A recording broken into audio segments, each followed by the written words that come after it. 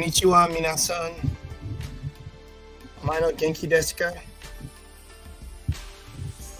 Watashi wa Jay Takashi. How are you guys doing? My name is Jay Takashi. I'm here to bring you guys another chill out session today. And guys, this is chill out number 30, chill out session 32. And we're gonna actually have a topic today because I know normally it's always random, but I decided to want to do this on the chill out itself because well,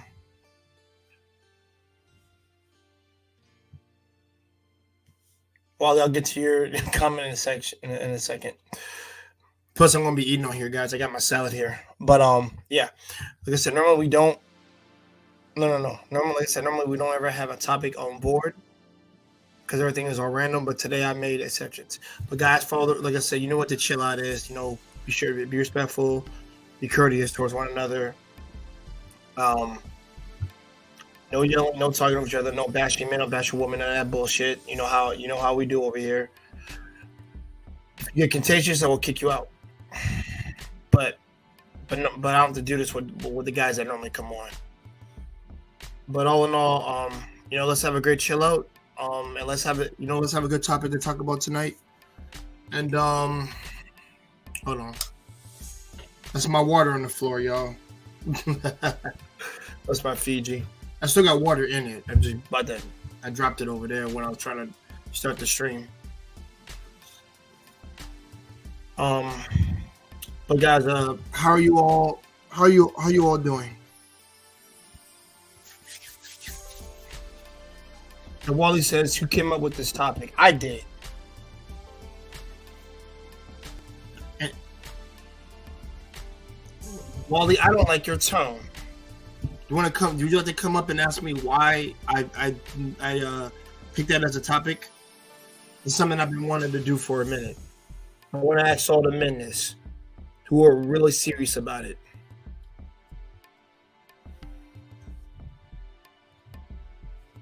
Oh, and I gotta move my mic for a bit. Hold on.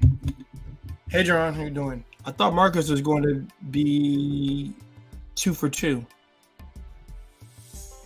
How you doing, Tony? Tony, brother. I don't know if you want to come on for this topic, but I'm welcome to have anybody so we can talk about this. Like I said, normally we don't have a topic on chill outs. That's why I like it to be random, but I want to actually have the guys come on and really speak a big piece about why they want to be fathers. And don't worry, I'll make an announcement about what I'm gonna be doing later on for stuff. But to my kyodais out there, which means brother in Japanese. I would love for you guys to come on up to actually give me your every one of your explanations on why you want to be a father. I got first of all, Jen, how are you doing today, my man? Doing good. How about you? Me, all for it.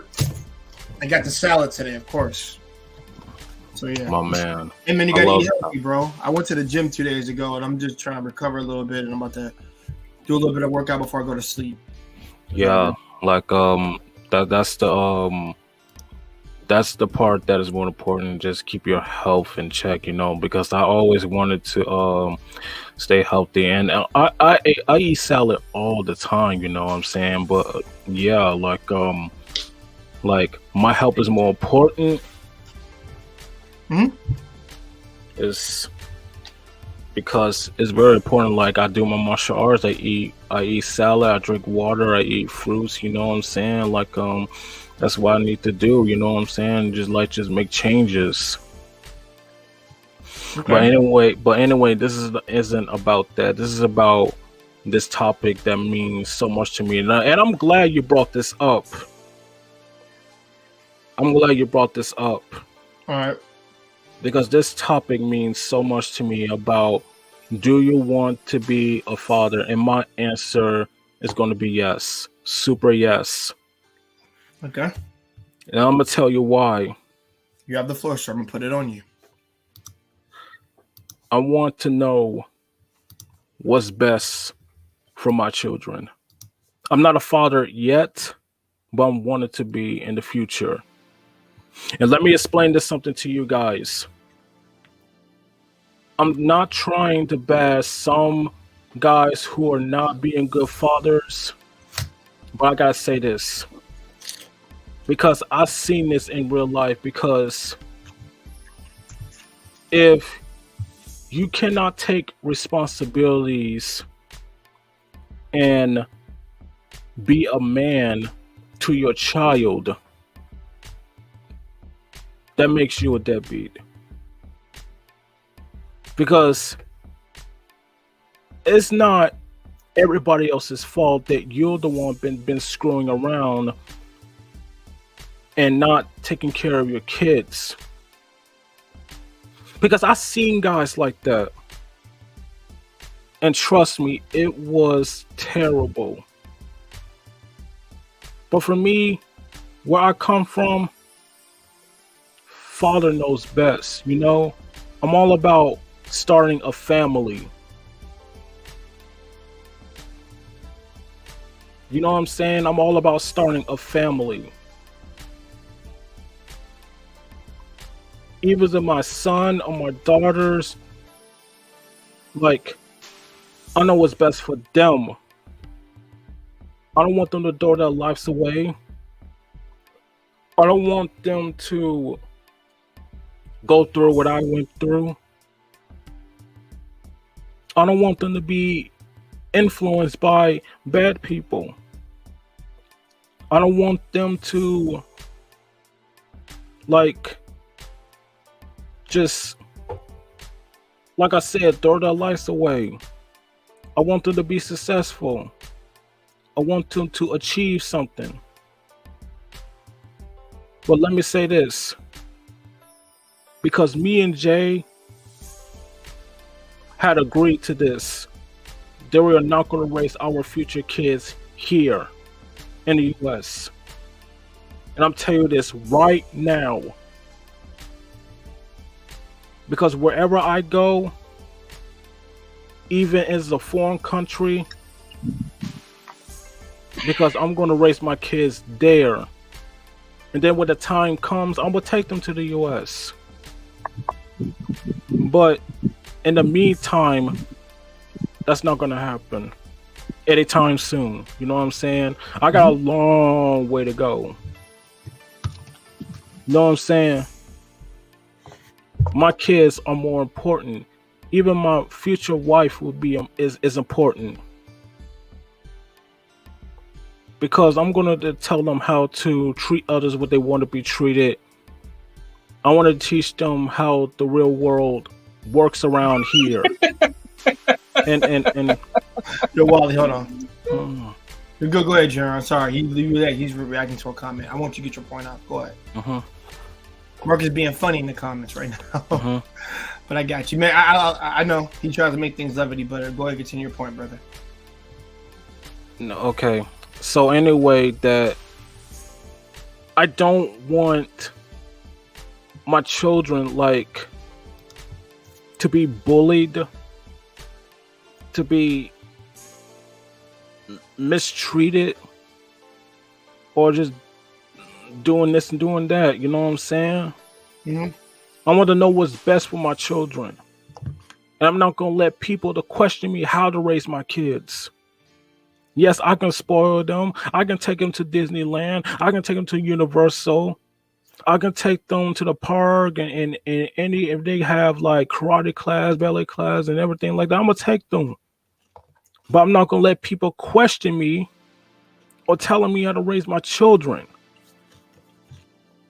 Like, nah.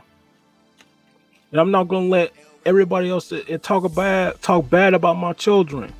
Talk about like I'm a bad father. Like, you don't know shit about me. You don't know nothing about me. I want the kids to have what I do not have. You know what I'm saying? To have a good life. Not to end up on the streets and get them in trouble. Because I seen this shit. You know what I'm saying? I witnessed the whole thing, that some kids who end up on the streets doing some dumb stuff and doing what they have no business doing and screw up their lives. I don't want anything happen to my kids. Period. I don't give a damn what everybody else says, okay? Because this is my life we're talking about. For me being a father, which I'm not a father yet, I don't have kids, you know what I'm saying? But I want kids. I want to know what's best for them. And I'm not going to let people question me. Because I see myself as the leader. I see myself as the king. I see myself as a family man. And I see myself as how I should subscribe. Okay. A warrior. A warrior.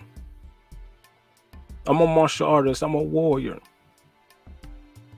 Because as a warrior, I'm not going to take shit from everybody. And I'm not going to let people telling me how to raise my children and some asshole telling me this like, you are a terrible parent. Why'd you let your kids do this and do that? Like, no. Let me tell you something, motherfucker. You are not going to stand there and tell me how to raise my children. That's exactly what you do not do. Because I get to decide what's best for them. You don't get to decide that, I do. Okay? Because I don't play that. And each and every single people who trying to question me, nah. Because the people trying to put their hands on my kid, it's gonna be ugly. It's gonna be on because if everything happens to my kid, I swear to God, I'm not the one. Jay, I'm not the one, because if that happens in the future, they're gonna deal with me. They're going to deal with me personally. So like and I get your point. Jerron keeping it real, man. Tony. And Thank so the one you. viewer that's here, y'all. Thank you, Put the Tony. video and spread the video around, to get other people to look, to watch us, but also the people who really want to be here. I would say, if you're interested in the topic that we're having. Thank you, Tony, for your comment. I appreciate it. And Jaron, this is more of a comment to you. So, I mean, like I said, I'm gonna get to some of the people, but we're gonna go back to you too.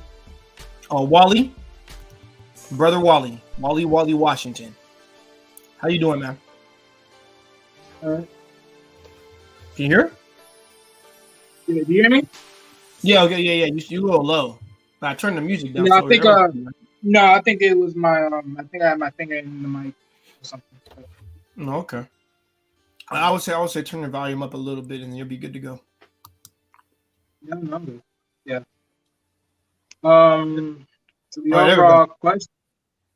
Yeah, but to the overall question, did I ever want to have kids? Yeah, a long time ago. But in today's climate, fuck no. I say everyone don't have kids and let the world end already. That's all I have. Okay. Personally. Okay. Personally, let the world end already. Stop polluting the world. Just let the world end. Literally. But in this day and age climate, it's just not a deal. And I'm personally, I don't feel like being one of those guys that sit here and say, oh, leave the country and it'll be all great. Well, my thing is, let me tell you something. I'm gonna be honest with you. If the women in the other country are who they are in their country, my thing is, are the women in the other country who they are because the country that they live in, or that's just who they are for themselves? Because if you tell me you wouldn't bring your woman to America and she still wouldn't be the same woman, then what did that tell you? It's all an illusion. Which is why I don't believe in going across. Like, even if you did it, hey, that's all for you. I don't make no difference for whoever does it. But my thing is, once you do it, and if she's still able to come to America and not fold and still hold who she is to herself, then by all means, then she's great. But if not, and she folds, then she really wasn't who she was. She's who she was for the climate. So for me, I just never looked at it like that. Like, oh, so when everyone, passport bros and whoever talks about going to the country, like, okay, have fun with that. But That's something you should think in your back pocket. Is she really who she is for herself as this person, or is she is for the climate what she lives in? Because personally, that's what I think. In most cases, but now that's what most of y'all females are dealing with. That's what most of y'all dudes are dealing with these females. To be honest, I think they're just for the climate, not really for themselves. But I could be wrong. It all depends. But All right. So, but just to add on, yeah, but to add on to the overall question, because I know, John, if I hope that is right, but you was talking about like men being deadbeats. Can you elaborate on that part? Because I slightly disagree when you actually mentioned it. Oh, and by the way, no, Jared, I'm gonna let you both answer. But the thing is, I want y'all both to elaborate, but I know y'all won't get stupid with it. You know, I trust the men here.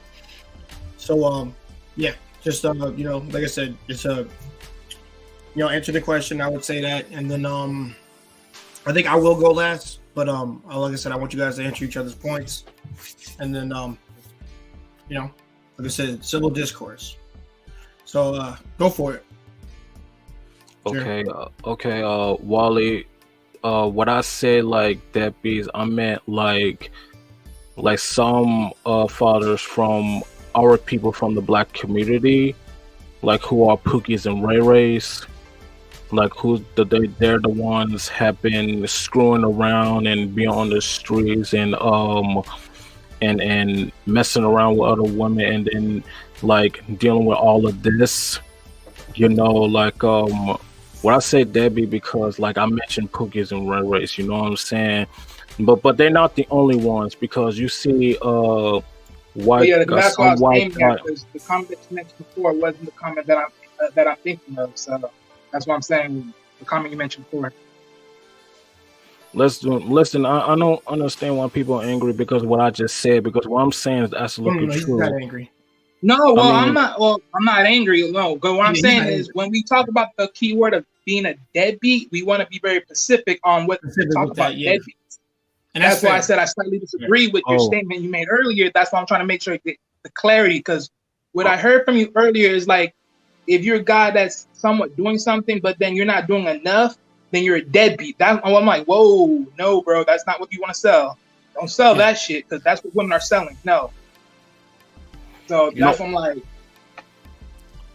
that's what, like, I'm trying to make a point, because what I'm saying is absolutely facts, you know what I'm saying? Like, if you look it up, when you see some guys who doesn't care about their own children, what they married to this person, and then they want to know what's best for themselves, but they don't know what's best for their children.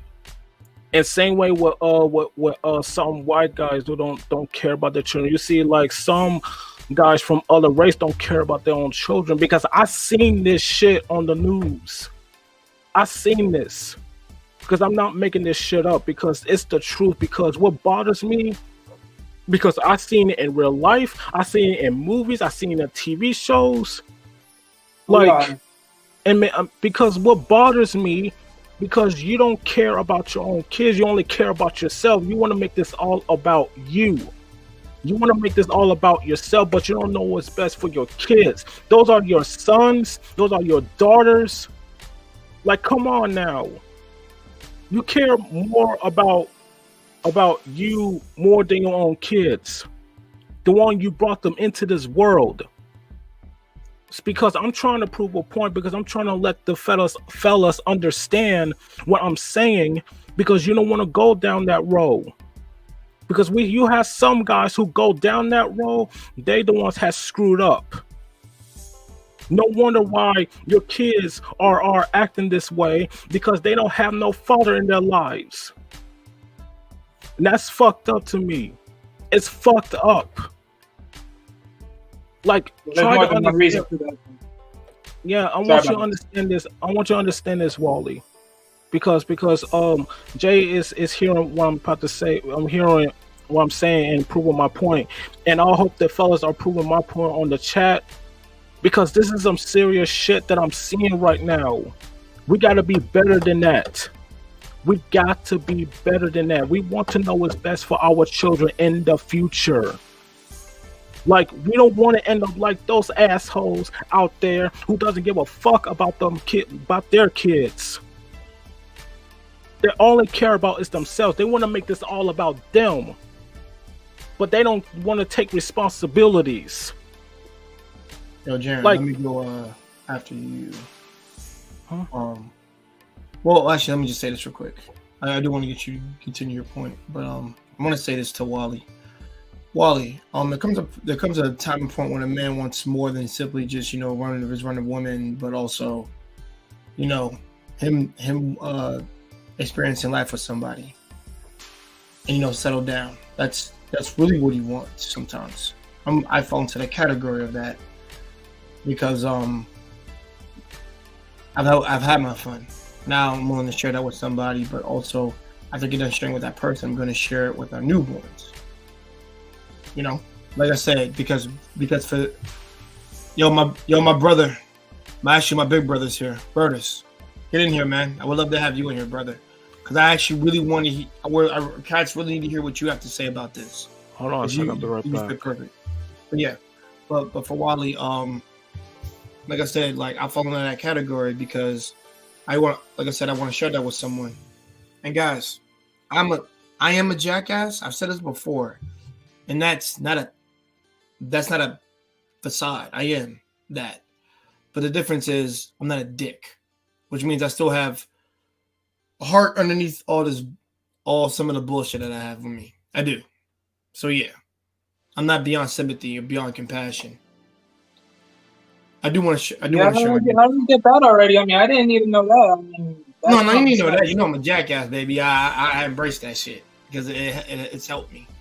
Not get girls or whatever. Like yeah. And if it has, then I mean, kudos to that, to be honest. But I'm talking about in the sense of like where I need to understand things, where I need to like know that being by yourself is not healthy. And period of time, yeah. You haven't seen the goodbye. No. Wally, I mean that seriously. And the reason why I would I would walk that path with somebody. I'll let you go in a second. I'll walk that path with someone is because I don't mind having my own little rugrats. Personally, for me, that's what I call them.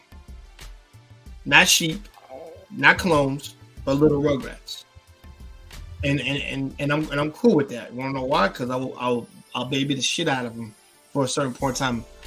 And then after that, when they get, you know, I'm gonna raise them up to how I want to be raised, and then I'm gonna cultivate them to integrate with the society, but not how society wants them to be tailored. I'm gonna make sure that they're their own persons, obviously, without being influenced by the bullshit that's around them.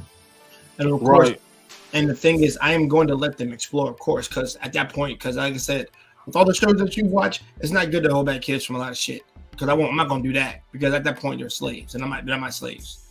They're my children, my offspring.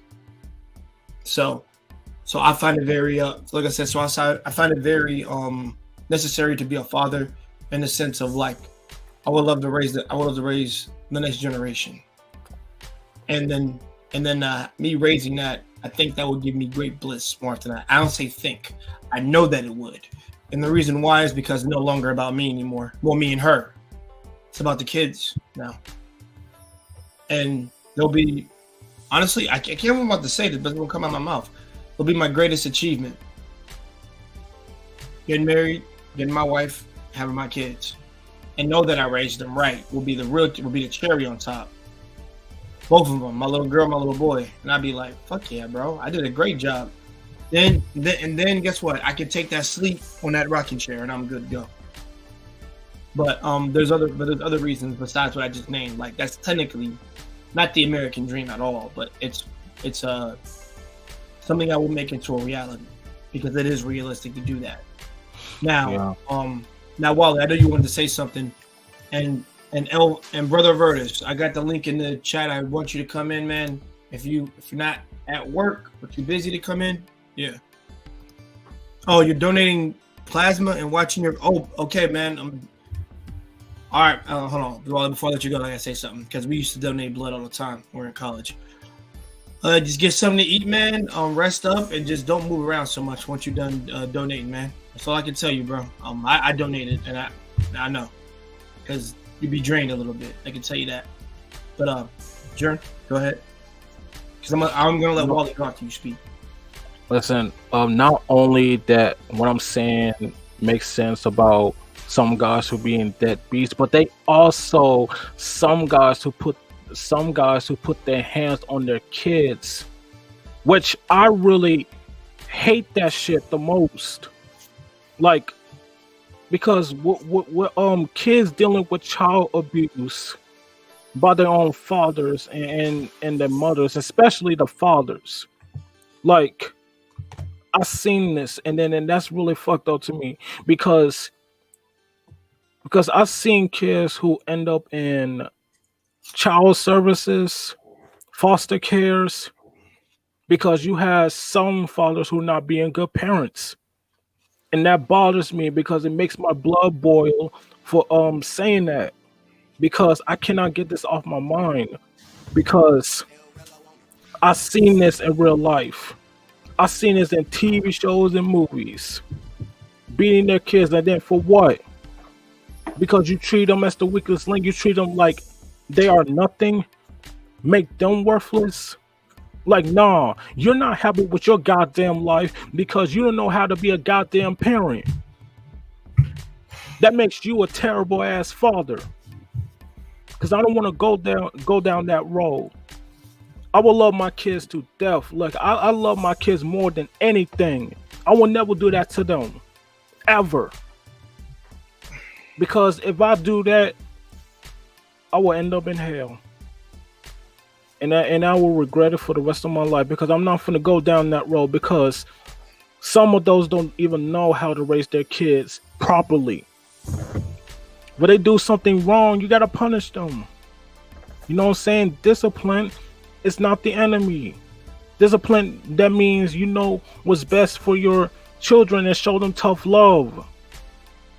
But when you're going too far, that's child abuse, you will end up in jail. And you will never see your kids again. You'll end up full custody for your kids, getting divorced and paying child support. You don't want that shit. No. I don't want that personally, because I would never do that to my own kids. I don't want my kids to go through the same way what I went through, how I raised, okay? Because I want them to raise better, to have a good life and be successful. I don't want them to go that road, period. No, Jared, I don't want to cut you off, but I got Wally has to respond. I know he has to. Wally, I know you got like a bunch of things in your head you want to say. I'm gonna let you get them all out. All right, man. I don't want you to think that we're gonna keep piling this shit on you. All right. I know. I'm waiting patiently. It's not like I'm in trouble. Well, you're taking a lot of information, but I want to overflow you with a lot of shit. Because I know if I do that, I don't want. I saw a stream where that didn't go too well, so I'm not gonna do that to you. So I don't. Like I said, I want you to think that. Yeah, but you gotta answer everybody's goddamn point. My thing is this, right? Because go ahead. No problem. Go ahead, brother. Yeah, because on the topic of the whole deadbeat part, right? It's like, don't get me wrong. Yeah, I do agree there is deadbeats out there, but not to a certain degree that most people try to emulate or put an image on, right? I mean, one of the things is like women will still call men deadbeats, but yet even men is like, okay, well then if you put them on child support though. I mean, I always say this: if you really want to know a real man is a deadbeat, he's neither A, he don't do nothing by his own determination, or the simple fact that he tells you to delete the baby when the child is still in the stomach. Just that simple. Or he just vanished out of nowhere and the child was born, and yet next thing you know, which ended up forcing the woman to, because she knew for herself she couldn't do nothing for the kid herself, and dropped it off into child care custody. So, I mean, there has to be big extremes for men to be called deadbeats overall. Right. But that's my thing. So that's my thing to the whole deadbeat. When we say that word, just make sure you know that's the image we're hitting. I mean, you hit it on one side of it, but it's just the other side that I just want to make sure on. Right. Yeah. I agree with you on that, Wally. Yeah. Well, now what was the other one you wanted to answer? What I said? No, I didn't answer. No, nothing to what you said. I mean, well, that one that I'll touch on that after. But After? but I will say this though. This is why I agree with you on John. I don't know why I'm getting an echo now, but You get an echo? Is that what you say? On my end. Okay, Oh, okay. maybe. I would say just I'm just keep going. I'm just keep going. But you know, when men tend to be in a situation, or when they get themselves in a situation, knowing they don't have what they have to provide for a child, let alone for a group of people amongst himself, the child, and of course the woman that he deals with, then of course that's also another thing that also puts him in a very that puts him in a position of poor judgment of how he went out doing what he went to go do, right? I always say this: if you're going to go out there and screw, especially without a condom, you better be holding a big bag behind you, because at this point, if it comes out that you got a kid, well, you better be ready for the show, which most of them are not. That's what I say. Right. Those are consequences. Right. They're really, most of them are not in a lot of ways. They one.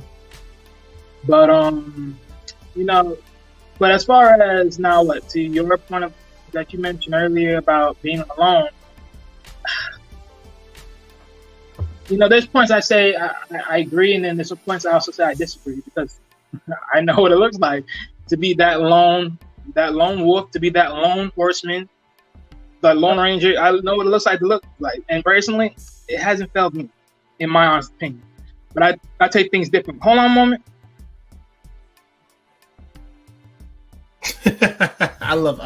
I got you. Yo, Ian, I love you, brother. You said fatherhood is scary as fuck. Yeah. Well, But, I mean, Ian, when you, I'll say this. Oh, I don't want to cut Wally off, but Wally, let me quickly say this real quick. I'm gonna let you get back to it. I don't want to cut you off, brother. But it's scary when you're young as hell and you don't know what the fuck you're doing. That's when it's scary. But I will say this: overall, it might be scary because if it's your, I'm about to say first time. That sounds funny. Your first time ever having a kid into the world, and if you don't know how you're gonna take things. Everything is gonna be a shock to you in that experience. The whole experience will be scary. I mean, I'm not talking about the financial. If you have all that taken care of, that's fine. I'm talking about the experience when the kid is here. All those interactions gonna have. Yeah, they're gonna be scary as hell for a guy. You just can't ever show it. That's all that is. I can't about to say you can't ever show. I mean, you can't show how scary it is. You can't show how scared you are of like you ain't messing up. The only thing you can do is just handle everything to the best, 100% best your capabilities, and all that you've been taught by your father, and also a little bit of what you've learned before the baby came, or your little son or little girl. That's all I can say. I know many men that happened to, and it's just like it worked for them. And I know you're not those people, but just I would say, like I said, when you're ready for it, you'll be ready for it. Like I would say, have it planned personally. I'm not saying go out there, knock up a girl willy nilly, and then have a kid. I would never been about that mindset. That's why I've never been reckless with my seed. So that's why I don't do that. It'll be born. Trust me. Me, her, like I said, the kid will be born from the union of marriage between me and his mom, and then the experience will be what it is when the kid gets here.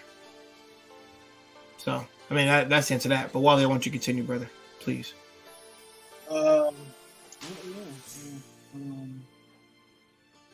Yeah, but I mean, from a visual standpoint of just the whole, sense of fatherhood. I mean, at this point, I say it like this, right? Because I had to watch it through my own eyes when my brother was dealing with this female that he was dealing with, right?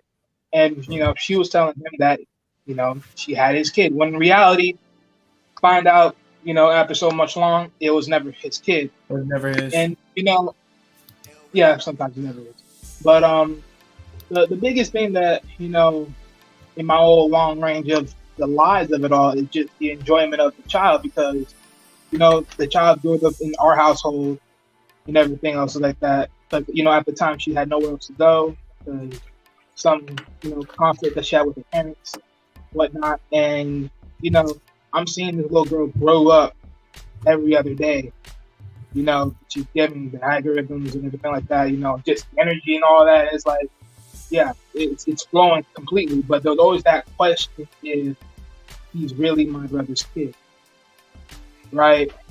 And you know, even then, we never get the question because my thing was, you know, everyone's like, okay, if it's really his, then you know, why you don't take him to the hospital, get the blood test and all that, and get the thing worked, and let's see the results. But you know, she was scared. Everyone was like, we can just do this tomorrow or whatever and get the results and get it done. But she was scared. She didn't want to do it. She just saying, oh, it is. We didn't have to worry about that. And the funny thing is, even her parents, they outed her and told her the truth. And like, yeah, that's not your brother's kid. So it's like, it's like it was just a constant, you know, wild range because no one didn't know until we have the actual papers or she actually said that her thing found, right? But I always see the tyranny.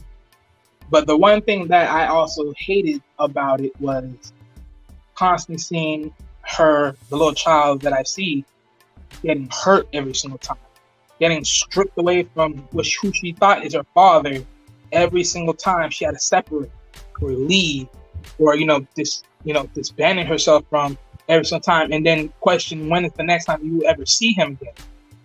And then the next time you see him again, it's like, damn, it's like re-enjoyment, then all into stripped all over again. It's like bad juju forming constantly every single time, and all because of who? And so this is another thing I just don't care about. This is another reason why I sit here and say there's no point. Why birth another kid knowing that 9 times out of 10 you're dealing with someone that's going to strip it away from you anyway?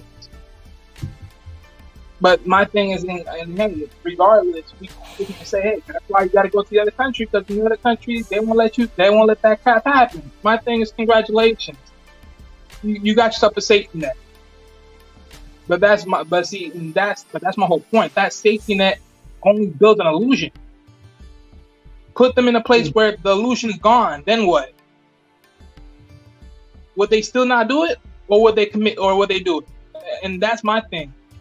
And so my thing, but even to that point, is like, for me, I always say it like this: if I ever were to really consider having kids in his life, it's gonna be by a deal. Honestly, that is my, like, I can't see it no other way unless I see the climate change. But for me, I would have to do a deal. Like, I would really have to make a deal with somebody, be like, okay, we have to stick together, yada yada yada.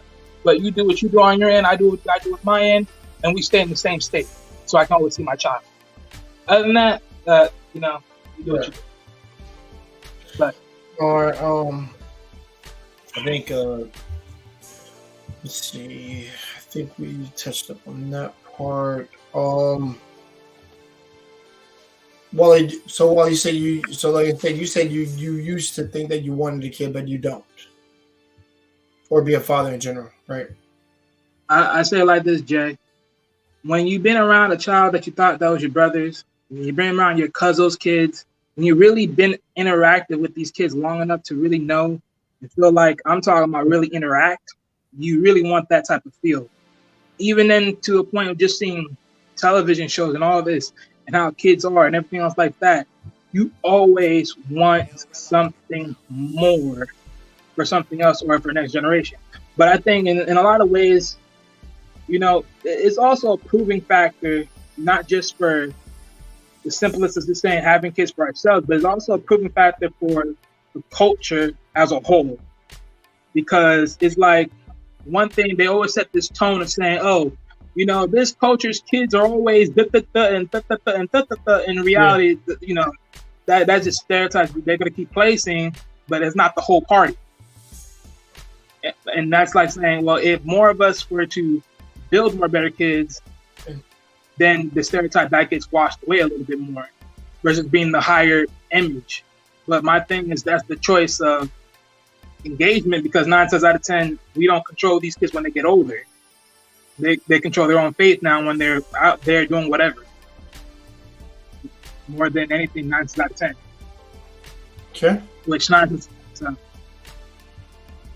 So I wanted to say this because what Wally did, what Wally just said, just really got to me.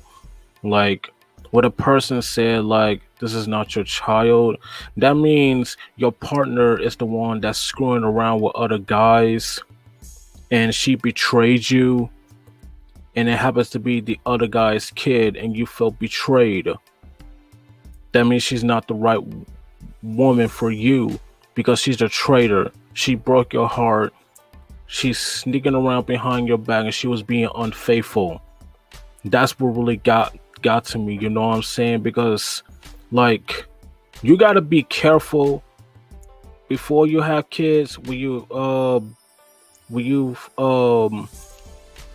find a woman in your life which she's not who she says she is, like, you gotta be careful because this person. And to that point, oh, go ahead. it's okay. But if that person is being unfaithful and she's not who she says she is, that means she's not the right person for you. You married the one person who's going to betray you, be unfaithful, and sleep around, and that the child will not be yours. That would be a fucked up part. And you don't want that. So Wally, what are you trying to say? Yeah, no, because I find it funny, right? Because females like to sit here and say men lie too damn much, right? But it's funny though. If we compare lies, and in most cases they're not, what can men lie about? If they dealt with, like, most women are saying, did you deal with that female? Like, not says that to the man's gonna lie, say probably no. He's gonna say no, I didn't deal with her. She just being a hoe. She lying, blah, blah, blah, blah, yeah. Now, granted, does it hurt? Yeah. Because when you find out the truth and he tells the truth, it's gonna hurt. But you know what's worse? But I'm saying, what's more worse?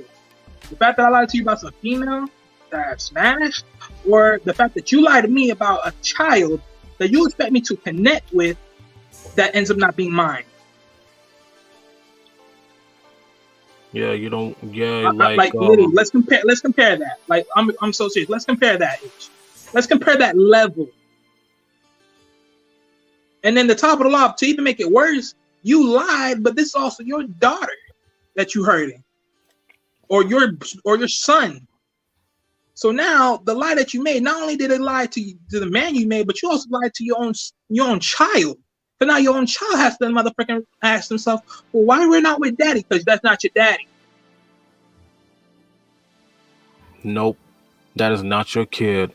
Because your mother been screwing around with other guys, so that means that's somebody else's kid. You know what I'm saying? Like, if we are the liars, what the fuck that say about you? Because you're the one that betrayed me. You betray our marriage. You betray our trust, my trust, and you betray yourself. You betrayed me, and that hurts. You've been screwing around. You've been screwing around with other guys, and you saying that this child is not mine. You betrayed me. Because see, no man can't lie about a child because we don't know. We're the ones that just put it in there, but we're not the ones that often birth it. We're not the one that's birthing the kid. So we don't ultimately have a domain saying, oh yeah, we're the father of this child. It's all a mystery until the blood work comes back. But we can't lie about that. we can't lie about it. And let's be honest. You find me something similar in that similar taste of level of lying about a child being yours, and put it in that a man can say to a woman, literally. The level is so different. The levels of contention so different. Just being honest on that. Right. So, like I said, you guys, but like I have my love for women for years, and I have my love for interracial love for years as well. You know what I'm saying? Mixed babies, beautiful. Yeah. I mean, come on now. I mean, it's nothing wrong with that. Nope, you're fine. Like I said, I always wanted to be a dad. Family is important. Family comes first. Know what's best for your children. Raise them right. Make sure they won't get anything into trouble. Make sure they become successful, and make sure of their path. They're gonna have kids of their own, and make sure they will be treat right. Be treated right. That's what I'm trying to say.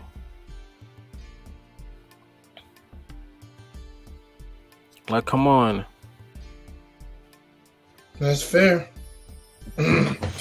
Wally, any other thing you'd like to add, or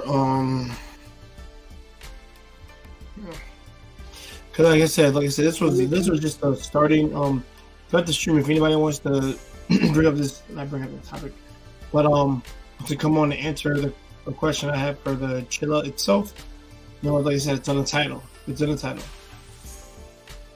I thought we started off a little strong right now, which is fine. I like that because it needs to be. Even I need to be part of that.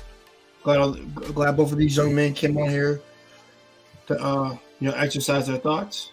I really love it. Don't worry, guys. We're not ending. This is just the start piece. Like I said, more likely now we will circle back to this later on or sometime on. And like I said, that's what a chill out is. But that was just a warm up, kiddos. For me, because I think I have my last words. Not last, but just for now. It will come to head that one day, like I said, you will find yourself when you're alone and not with anybody in your older age, and many men have regretted that shit. Like, say what you will about. I know you say you've been used to being alone. I have, yes, but it's sad as fuck. It's a miserable existence. For me, it might be, but you know what? No. I said that for me. I didn't say for you specifically, because I know it's because I can't speak for you, because yours might be more pleasant than mine. But I'm talking about like who wants to freaking. Well, it's not the fact of positive for me. Well, it's not the fact of positive for me, but I'm gonna let you go, dude. No. Well, go right ahead again, Wally. You said the problem's not what? No, what I'm saying is like it's not the fact that it's just being a positive state. It's the simple fact that for me, I just look at things, a lot of things, and I said, you know what? If everyone in the world would constantly keep doing something, let me tell you something right here, right? I experienced a child literally going through back and forth, being torn. But when I look at this girl, as far as pictures or anything else, I can't even predict if she's okay or not. It's like, I question how much within her is literally just corrupt, just because of her past. Then on top of it all, my cousin, he has like multiple kids, but he almost lost almost all of them to child care. Because, like, literally, almost lost all of them because of his baby mother being a drug and making some dumb decisions. So it's like, once again, when I look at this, it's like it always takes one move, and it's always the move of a woman to fuck up shit. Yeah. So for me, it's like I look at this and I say to myself, do y'all women look at the world today? Do y'all see how much kids out here that don't got nobody?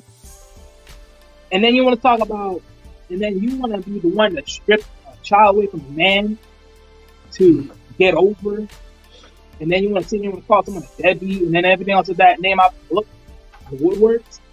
It's like, once again, for me, I look at it like, man, look, if I had a choice between being alone or being with someone, I'd say, fuck all y'all. I'd rather be alone. Why?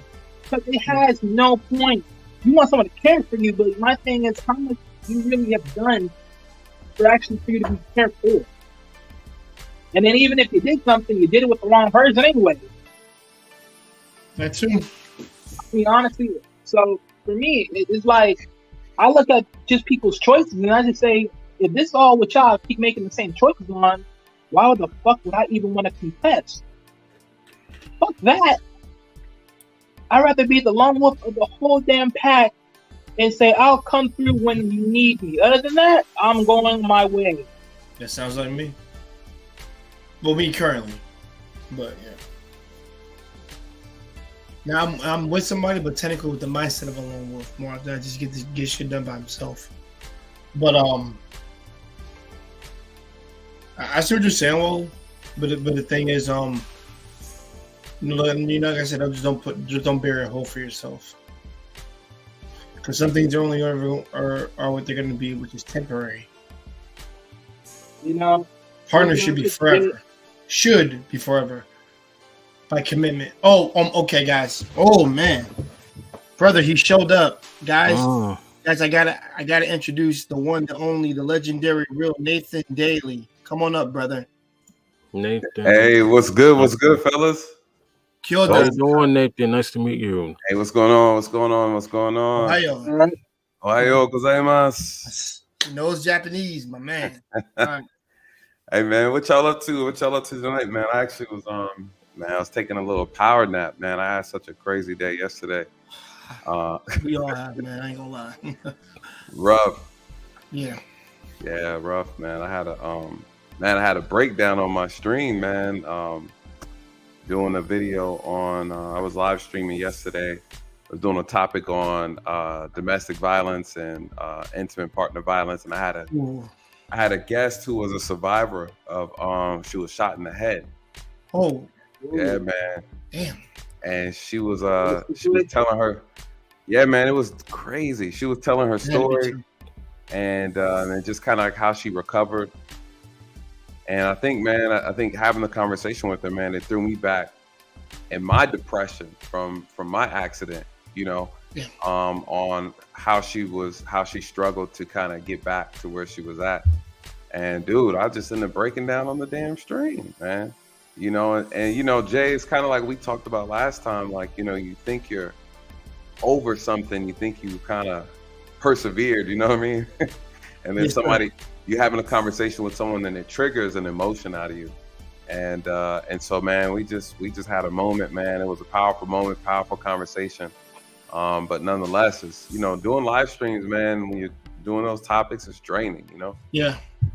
Me and the guys, a while back, before I got this big, Marcus, like I said, we had all the guys come on and we talked about, like, you know, should women put hands on men, and we did that. That was a loaded one, but we didn't, like I said, it wasn't loaded because we didn't go after each other. We were all explaining our experience, right, with the solutions, like the atrocities that are there for at least for the guys if he's in that position. And I had to like take a break in that stream. I told them, bro, this something like this gets my blood boiling because I don't want it to happen. And the thing is, I just felt like the topic was heavy, and I said, all right, guys, I gotta freaking chill out. Yeah, switch it up. We gotta take a break. We can talk about something else now. I think we hit it like on tack, but we gotta talk about something else because, you know, like that shit gets heavy in a discussion. Because more often than not, I'm not saying you become jaded, but you be like angry. Yeah. Or just be like, damn, I'm depressed now hearing all this shit. Yeah, man. So yeah. And normally don't get to you. It ain't supposed to get you like that, but you human. So shit will always affect you in some way. Facts. So I feel you on, dude. The fact that you even had a victim, and I had two victims on mine. Yeah. About a woman putting hands on them and actually one threw a freaking ceramic cup at him, and if they hit him, it would have put him in the hospital. Probably ended up dead. Right. So I'm just like, so when I hear those things, I just be like, oh shit, damn. You know what? Let me say this about domestic violence because. Wait, Joe. I don't want to. Okay, I know. Just making sure. I don't want to turn into domestic violence. We did that already. No, I know, but I just want to say this one time. I don't want to say the rest, but like, you see a man put his hands on a woman and a woman put his hands on a man. That is the reason. That's the part that bothers me mostly. You know what I'm saying? Mm-hmm. Like, no woman or man should have to go through that based on the person they are with because they not who they say they are. That means they're not the right people for them. Right. We're not. Because you deserve better than that, and you deserve to be happy and not to be miserable and not make you like useless. Like you're supposed to be successful, not having chaos. You're all about peace and love and happiness. That's why I'm all about peace, love, and happiness. Not drama, not chaos, not ghetto shit. No. Right. Right. And people forget, man, you know, men go through it, man, and I saw we're talking about that on the show, just how the numbers are off, because a lot of times men don't report the abuse. You know, don't. yeah, and we go through it, man, and so it's good to be able to speak on you know, for both sides, and just really look at it from a standpoint like it's just wrong is wrong, no matter who's doing it. Instead of it's a thing where it's like women feel like it's just them kind of thing. It's like, nah, man, you know, the Amber Heard case with Johnny Depp is like a perfect example. You know? That because it's toxicness. I forgot to mention toxicness. Yep. It's drama, it's chaos, it's toxicness, and ghetto ass shit. Like I said. Yeah. They can do the ghetto See, they didn't call that shit like that. Like, well, you threw that in there, yeah. Yeah, the toxic, man. But other than that, man, everything else is good, man. Just thinking about doing a video tonight on I'm gonna just do a recorded video, upload it on the Boosie being stopped on the traffic stop. I found out about that too. There's another thing about Boosie too that a lot of people don't remember. Remember that stuff he said about his sons, about how he hired a freaking prostitute, whatever. Oh yeah. Now he's crazy. He is crazy. So I don't care that they arrested him personally, because what he said was wild. It was wild, and they ended up letting him go. But I'm gonna talk about his just kind of how he spazzed out on a traffic stop and just kind of show like, you know, you guys listen. This is the behavior we don't want to be doing when we're being stopped by the police. You know, like that doesn't help our situation. You know, and I tell people all the time, like, just be cool, be calm. You know, they stopped you for a legitimate reason. It's not racist. You know, all your windows are blacked out. They know it was a black person driving, and not only that, you didn't have a proper license plate on the car, so they didn't know. So you know, when they stop you, they walk up to the window, and you out there, y'all hotboxing in the car. Of course, they're gonna pull you out and search the car. Yeah, you know, but it's all about how you like I said, through my interactions, and I can't remember if we were on when I talked about it with you when we talked on stage and blaming on filters, but I haven't stopped multiple times. But I think I've only had one bad experience, watch it or not. But out of the 3 or 4, out of the 4, there's been mostly 3 out of 4 that were good, 1 bad. But yeah, man, like I said, I was just cool. Like I said, you don't get to turn. Now the issue for me is like when other ethnicities get turned up on the cops, but we can't. And of course, Now, I will say that I'm not saying that we should, Nathan. Right? I agree. Because I never turned up. I'm chill. I'm trying to hurry up and get out of this so I can go home. Right. That's all I care about. Trying to make it home. That's what you should worry about. Getting home safely. Do what you got to do. As long as you don't be like on some smart attitude nonsense, then they won't give you a reason to do stupid stuff. But it is really what it is. And when the ladies turn up, the ladies can turn up as much as they freaking want. Facts. That's the problem. When it's the dudes, we gotta bite our tongue, but ladies can just go crazy. Like, as long as they pretty, they got. Now, if that was a female, then yeah, she can turn up on her. I mean, we'll see. She'll go AWOL on her ass, and I've seen that with female cops when they turn them, they get the ladies and shit. They get them sometimes. I've seen it. Yeah, I've seen it. If it's a dude cop, it's different because he can't do anything. But when it's a female cop, like, oh, your ass is mine, girl. Now that you done that shit, so it's just like one of those things. But yeah, man, I've been mostly chill until I've been stopped over. Was the officer who gave you problems? Was the officer who gave you problems? Is he white or black? No, I had white cops stop me. White cops. So my thing. I had I had. Let's see, 1, 2. I think it was 2 whites. I'm miscounting. Yeah. 2 whites and 2 blacks. Yeah. Okay. And then the one. So the one black cop was cool. We had just left the toll. I had just I just got in the car and I realized my front light's on. I'm talking about like 5 seconds before you get to the freaking light, and I was like, oh, I know why he did that. No, the minute I realized my lights on is when he whooped me, and then I'm like, oh yeah, I'm like, I know why I didn't have my lights on. I didn't turn them on because we just left the restaurant. Wasn't drunk at all. And I told him I'd be happy to take a test. Wouldn't even be a spark, and he was like, oh no, you good. I just want to make sure if you drink through whatever. I'm like, no, I have not, sir. Trust me. We literally just left the noodle restaurant right here. Me and my boy. Right. And we were just chilling. He was cool, so he just gave us a green card or green warning or whatever. It was cool. He wasn't being angry, mean. He was cool. So see what I'm saying? That's why I said all cops are bad. To my experience, I've not seen it. That's not happened. Oh. Right. Yeah, what you're saying, like, not all cops are bad, which I gotta agree on that one, because people worry about like police brutality, and that's the like, I've seen this before, you know what I'm saying? Like, not all police are like that, right? But some police officers who have abused their power and take Absolutely. law and take matters to their own hands, take the law by their own hands, and trying to get away with it. But their captains and their chief do not know nothing about it. Yes. Yep.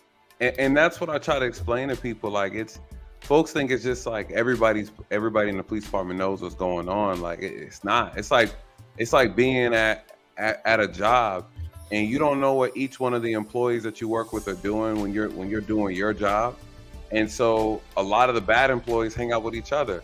So if you got one employee that's stealing money out the damn register you work at, say you work at the damn or stealing money or just stealing stuff from the job. So wherever you work at, retail or whatever, you got 3 employees you're cool with, y'all are cool, and then you find out one of them gets arrested. You're like, oh, what did JoJo do? Oh, JoJo was stealing merchandise from the job in the back of the warehouse. Oh shit, that's not you. And you and JoJo work together. But JoJo never told you he's stealing shit from the warehouse. Right? You get what I'm saying? And that's how policing is. So there's an assumption that, all the police officers know that all the corrupt cops are just, corruption is a lot of times is low key. It's usually one person or it's a small group of officers. A lot of times, sometimes you got a supervisor that's a part of it. A lot of times you don't.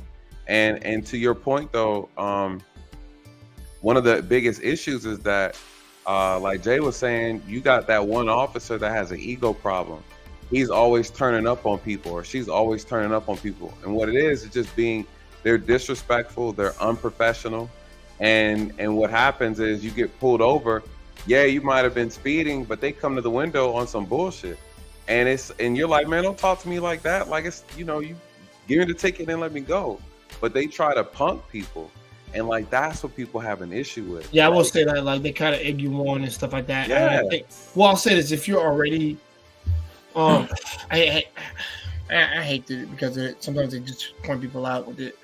As long as you're not going crazy on them yourself, then they might just let you go more often than not. Right. I mean, Right. nothing has ever warranted me get out of my freaking car for anything. Like, no, if I bust a tail, like, that's about it. That's not right. Shouldn't be it, or yeah, my tail lights out or something like that. Okay. Exactly. And then, don't make me get out of my car and whatever bullshit. You can Right. run and I give my registrations, all this other stuff. Like I said, I'm just trying to get home, so I'm not going to argue. Just do what you got to get done, knock that out. That's good. Go back. And then just let me go about my day so I can get home. And I want Right. everybody to understand. Your main priority is getting home. Uh-huh. Don't And then turn up to think it's just a turn up. Because that's very bad on your end. Exactly. Like, Right. You're getting home. You got a just family to do support. your job, man. Like, just don't think that you can get away with it, that because you're a cop and you could do whatever you want, but you are abusing your power, and that's not cool for you. Like, to mistreat people that way and trying to get away with it. You think your chief and your captain is not gonna find out that you're abusing your power? No, I don't think so. I do not think so, man. I think he in on it too. The police. Listen, the police service in America is a corrupt organization. It is. First corrupt. of all, your voice don't even match your avatar. You need to You really don't. You're not Darth you need to Vader. put up like a Pokemon photo, maybe like Squirtle or something. Darth Vader is my man. Darth Vader is my Listen, bro. man. Reason Marcus is the same thing. The reason He why like the opposite of Mr. Popo. No, here's the from thing. DBZ. We know where Mr. Popo's from. Okay, nerd. Guys, we need this moment of levity. Okay, We haven't nerd, we know deep what Mr. conversation, Popo's so this is great. Mr. Popo was the only black character on DBZ. Only one, so. and they had to jigaboo it up too, didn't they? Yeah, they Even did. Even DBZ did it. They had to jigaboo that shit up too. Yeah, they did. it's like you're looking, you're like, oh, this. As soon as you see it, you're like, that's just wrong. That's wrong. That's wrong. They did this wrong. So funny to see. But No, I ain't wrong. It's funny. It He's is a funny. minstrel. He's a minstrel. Now, Popo would fit that. Would fit that blackface shit almost, but Yeah, he's a minstrel. That's what a minstrel is. Lips and everything. Yeah, the lips and Now, everything. they- Now, Nathan. They redeemed himself with Ubu though. round Ubu lips, came back. black. Yeah, that's wild. Now, Nathan. The reason why I have this avatar here is because for some reason, every time I show up on a panel, everybody that makes a face like this guy shows up. Everybody makes a face like Darth Vader just showed up, and it's like, what the fuck? So I said, all right, let me have some fun with it. I'll just use him as my avatar. It's a dope avatar. Yeah. You're right. Everyone makes a face like Nathan, Darth. Nathan, Like, oh my listen, God. listen. He was going in last 2 streams ago. This motherfucker went ham. Who, me? You went off. Like I was like, You yo. talking about Wednesday or? No, that was Sunday. Sunday. Oh, Sunday. what was I talking about Sunday? We're talking about Obi-Wan series. But Oh, we gotta yeah. Oh, is it good? Is it Yeah, good? No, it's garbage. It's garbage. How they It's fuck that garbage. up? Easily. That's a story that never Well, should have been well, told in the first Well, place. Nathan, you're only hearing one side. He All No, right. that is the side. He It's thinks that it's trash. like complete trash. It's trash. I said it was solid, like okay. It was How enjoyable. okay. It was It ain't enjoyable to watch. phenomenal. No, it was not. There's one scene. If you like cool, Is shit, it better? Is it better than the? Is it better than the? Better than what? What's the name? The bounty hunter joint. The No, Mandalorian. Mandalorian? No, it's Yeah. not better than that. No, No, Mandalorian is Mandalorian. good. yeah, I probably Mandalorian. is, but not. No, good. Mandalorian. Boba- Mandalorian blows it out the way. It blows it out the water. Now, As a Boba whole Fett- story, Yeah, the Boba Mandalorian's Fett wasn't better, good. of course. There's only one scene How that, they that you messed can. that up? Here's the thing, Nathan. There's only Yeah. one scene that you could probably consider cool, right? That's the final fight scene between Obi-Wan and Vader. But here's the problem with that. My problem with that is that all the cool stuff they did in that fight, I've seen all that before. Marcus, you gotta be below me, bro. You're on my You've team. seen it. You've seen it in video. If you play the video games, if you watch the animated series, especially if you played the Star Wars MMO tour that I still to this day play. You've seen all that shit before. It's like there's nothing original about this show. Even the cool shit is you just bit off of things that have been done in other Star Wars licensed properties. Like I was like, there's nothing original about this show. Even that doesn't redeem it for me. It was just trash. Because here's the thing, Nathan, we're running from the Empire, right? You say, Right. hey Mandrell, how come we're not in hyperdrive? I'm like, well, like this is part to it. I gotta fix. I remember this shit. And Here we go. you're like, how much Sunday. time you need to fix it? And I tell you, more time than we have. And then you say, all right, well, I'm gonna get in the drop ship and distract them and make them follow me so y'all can get away. I'm like, no, don't do that. I can fix it. Oh, wait, you just told me. That you couldn't do it because you didn't have the time. And it was not only that one time, they did that consistently throughout the show. Now, I wanted to see Darth Vader come in and do some Darth Vader shit. Okay? And he does one time. No, twice. No, 3 times. 3 times. He does 3 times. Okay? I like that part. three. No, he's right. Yeah, He's 3 right. times. Three Yeah. Now, times. he fights the chick. This chick comes at him with a lightsaber. Don't count that. Oh, don't movie. tell me the damn. Don't, man. They're always trying Okay, to. here's the thing. Yeah, man, don't tell him that Okay, shit. cool. I won't Don't watch tell you. it. I want you to save Looks time fun. and don't waste your time watching this garbage. Okay, but I've never. Here's the thing. Here's what got me. We all know the stormtroopers are shit at shooting, right? They're terrible with aim. I've never seen stormtroopers. Hold on. This part, as bad as they were in this was not even comical. It wasn't even funny. They were so bad. Well, they're shooting lasers that have no real trajectory, right? Like once they go out, they kind of. Thank you, Nathan. I said the same shit. Oh, you said the same thing, Jay. They're like moving lines. Yeah, Nathan, no, that doesn't excuse this. When you got 1,000 people 10 feet in front of you, and there's a full garrison of you, and you got them cornered, you're 10 feet away from them. You can't hit one of them. This is why they need. This is why they need the military. They need military professionals to like coach them. No, everybody would be dead. These things, right? So it could be accurate. Everyone would be dead. And that's why the stormtroopers don't have no military training, and that's why they were terrible at shooting. Because, I got no issues about Obi-Wan Kenobi. It's not that great. It's not action. To be honest with you, but it's the same dialogue. What I seen Star Wars Episode 1, 2, and 3. Just a bunch of talking. Nathan, no, it's not a bunch of talk. It's not that. It does move. I'll give it points for that. The story does move. Wow, he actually gave it points for something. But the thing is, it's a story that never should have been told in the first place, and that's the first mistake. Okay, because they had to retcon a bunch of stuff. I'm like, okay, now. Lines like, when I last left you, I was but the learner. Now I am the master. That makes no sense anymore. That was the Empire Strikes That makes that makes what I'm saying is that line of dialogue in the canonical story makes no sense anymore. That wasn't Empire. It was A New Hope. A New Hope. Now that line makes no sense anymore, and a lot of stuff that has already happened that we already seen in the story, it doesn't add up anymore. Well, they ruined the franchise, and I think And if you're still here, let me know what your favorite movie is. Go ahead, Nathan. All right, they ruined the franchise with the last couple episodes, whatever. I mean, they did a horrible job. That whole Trinity, right, Nathan? That last trilogy, they ruined that. Yeah, that was garbage. I will do a man for. That is not good for me. I don't 40 years, Jay. 40 years. I waited 40 fucking years to see what Grandmaster Luke Skywalker can do on the silver screen. Yeah, they blew that. How do they? I don't know how they. Oh my I told you, Jerry's passionate about this shit, man. I don't get it, but it's like this with a lot of things, though. Like, they got the stories written out, everything's laid out. All you have to do is put a good storyline together with some good acting. I feel that way about the Terminator series. Like after 3, they should stopped. 40 years, Jay.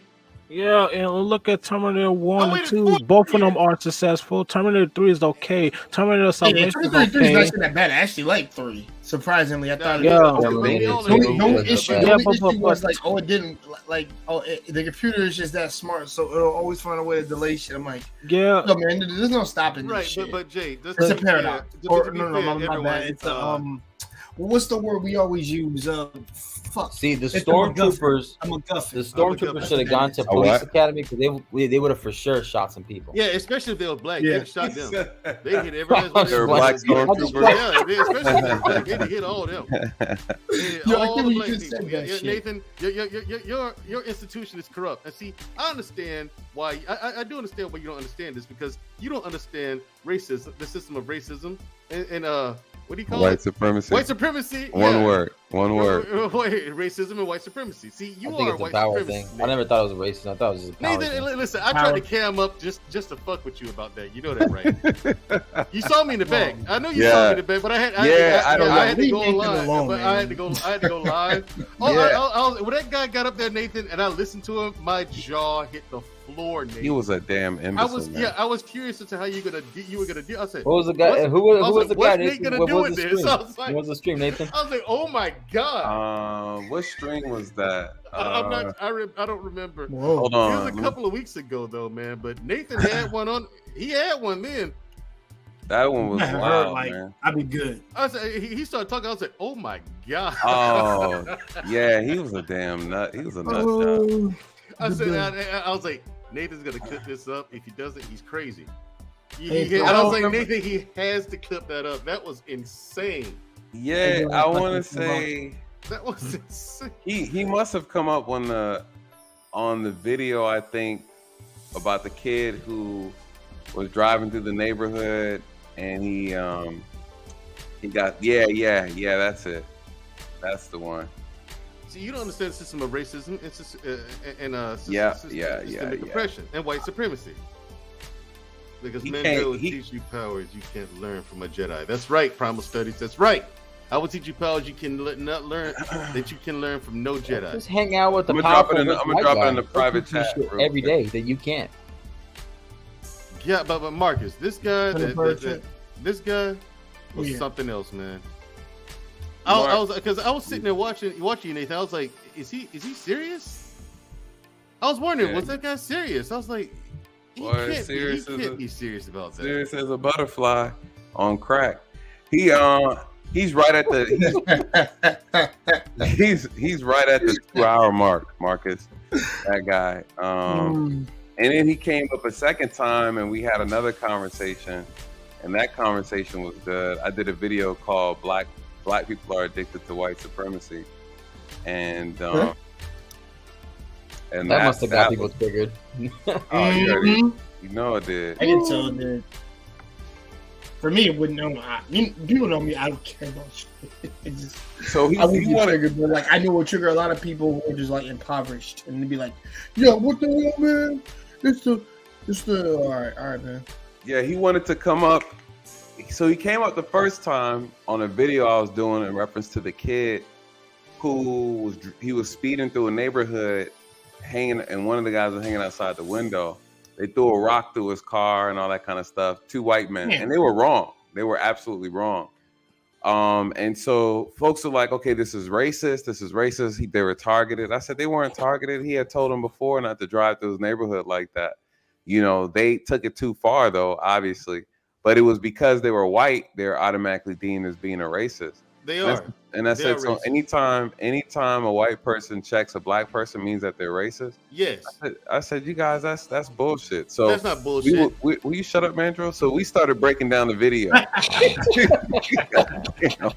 Mandro's like that little brother you can't get rid of.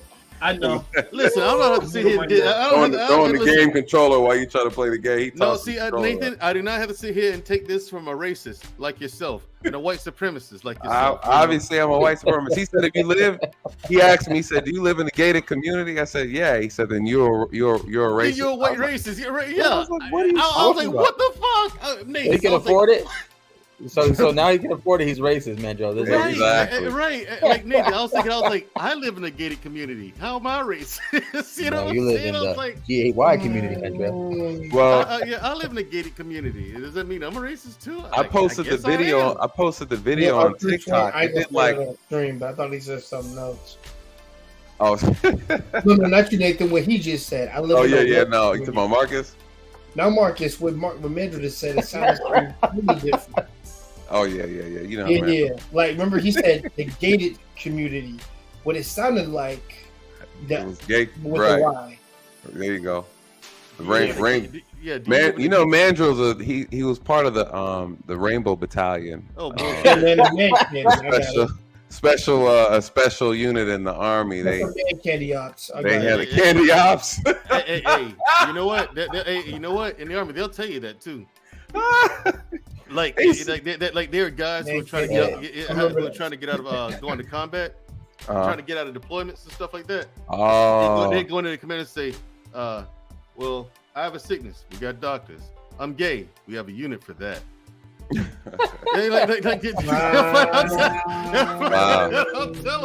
I'm not gonna lie, because like the Marines have this saying, right? It's like you get screwed over by the military, or like the military somehow gets you in a shitty position, and it's called Marines is like they say, oh, it's called the green weenie. You get effed in the ass again by the green weenie. Yeah, they a lot of officers in the force would bring that on. A lot of prior military they talk. I learned a lot of my military lingo from them guys coming off the different branches coming in, and they hilarious, man. These guys are comedians, man. So Mandrill's part of the Rainbow Squad, Rainbow Coalition. No, 13? No, Nathan. What's that? 13th Battalion. Listen, I'm not. You talking about the Lollipop Guild? Hold on, Nathan. I think what is it called, Marcus? The Lollipop Guild. The Rainbow lollipop. Junction. Yeah, the lollipop. Lollipop. Listen, But Mandrill's he's like a Green Beret, and then they advance him to an Anal Ranger, and so Anal Ranger. Anal Ranger. Oh yeah. He got the beads. He got the beads. No, that's not that. No, that's not me. That's the Calf Scouts. They do that. They do that. The Calf Scouts, they do that. Okay. And Force Recon, they do butt stuff all the time. butt stuff. Yeah, they do. Bust. Okay. Force butt Recon, stuff. they do butt stuff all the time, man. I mean, I those can't guys are with wild y'all. with it. They can't get enough. Ain't that right, Marcus? What he just said? Ain't that right, Marcus? Marcus said he don't know it. He wasn't part of that platoon, man. Yo, man, Nathan, I got a question. for a Hold on, reason. I've been meaning to call you and ask you to explain this to me. Okay. On a you got? serious note, I finally saw that video of you being you with the car and the whole nine. Hmm. The fuck were you doing? I couldn't get out, man. How could you know? Like, was the guy like? Here's the thing. What were you doing reaching in the car? Listen, the way the job works, I get it, but I'm just like, how did you end up like in the car? Like, what the hell was that? Nathan is actually, wow, Clayton Bixby. That's right. White nose having, breathing all the white man's air. Oh my Hey, god! what did he say? Hey, No. hey, what did Yeah, Chappelle say? I was like, Hold on, Mandrell. wait. Mandrell, hey, remember what Chappelle said? He said, "What is that? Smell of cocoa butter and menstruation." Right. Smell of cocoa Oh, damn, hilarious. Smell of Shout out to cocoa butter Primal administration. Condoleezza's rice. Sounds He like is a Mexican hilarious. dish. Oh, we send it to Mexico. Let the Oh, Mexicans he's eat her. surprised. White power. Oh wow. Oh my Yeah, but yeah, god! Nick, I was wondering, like, how I was like, I he's gonna gotta have to explain to me chill, how bro. he got snatched up like that. Like, what were you reaching in the car for? Were you reaching in the car for something, or Yeah, trying to grab him. no? But here's my question: is What happens when someone resists arrest? No, but here's the thing. My thing is, why did he? Why did he? Did you ask him afterwards? Like, hold on, like, why did he grab you and hold you into the car? Why didn't he just pull off? Better get KD in at that fucking point. And then you, to my understanding, you only pulled him over for using a cell phone while driving. Why didn't he just take the ticket and go his merry way? I don't know, man. I mean, that's again that goes back to the things I always talk about on my stream. Wow. Why don't you just We take the ticket? escalate. This man's looking at doing 40 years for attempted murder on an officer, and he could have just got a ticket. 40? Yeah. Well, if it wasn't you, Nathan, I'd say fuck that cop. But it's you, so it's okay. I appreciate it, man, Joe. If it wasn't you, I'd say fuck that cop. But I mean, you're all right. See, Mandrell's that spirit that brings people together. The sad thing is we don't realize, I did on the stream I did the other night, I was talking about the dang, what is it called? I keep saying bungalow. The stabbing and the bodega in New York. And so I was just talking about a lot of different New York cases that's just kind of been in the news, like immediate news, a lot of drama in New York. One of them was the guy who tried to jump from the damn subway rail line, which was looked like it was 4 stories high. And he tried to jump from one end to the building, on some parkour type thing.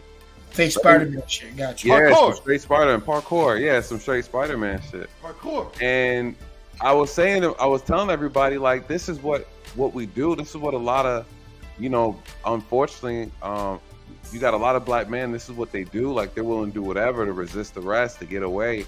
And it's it's for nothing, man. And then you do all this, they break a leg, you find out, why'd you run? Oh, my license suspended. It's like, sir, you could have just got a ticket. I didn't know that. You know what I'm saying? And plus, half the time, like the cops didn't even know about the other shit that you're running away from them about. And it's like, what?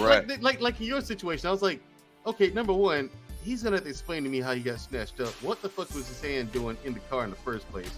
2, oh, the gray pill. Yeah. It's like, 2, why didn't the guy just take to my understanding? I don't know, man, but that's why a lot of you're just gonna write him a ticket.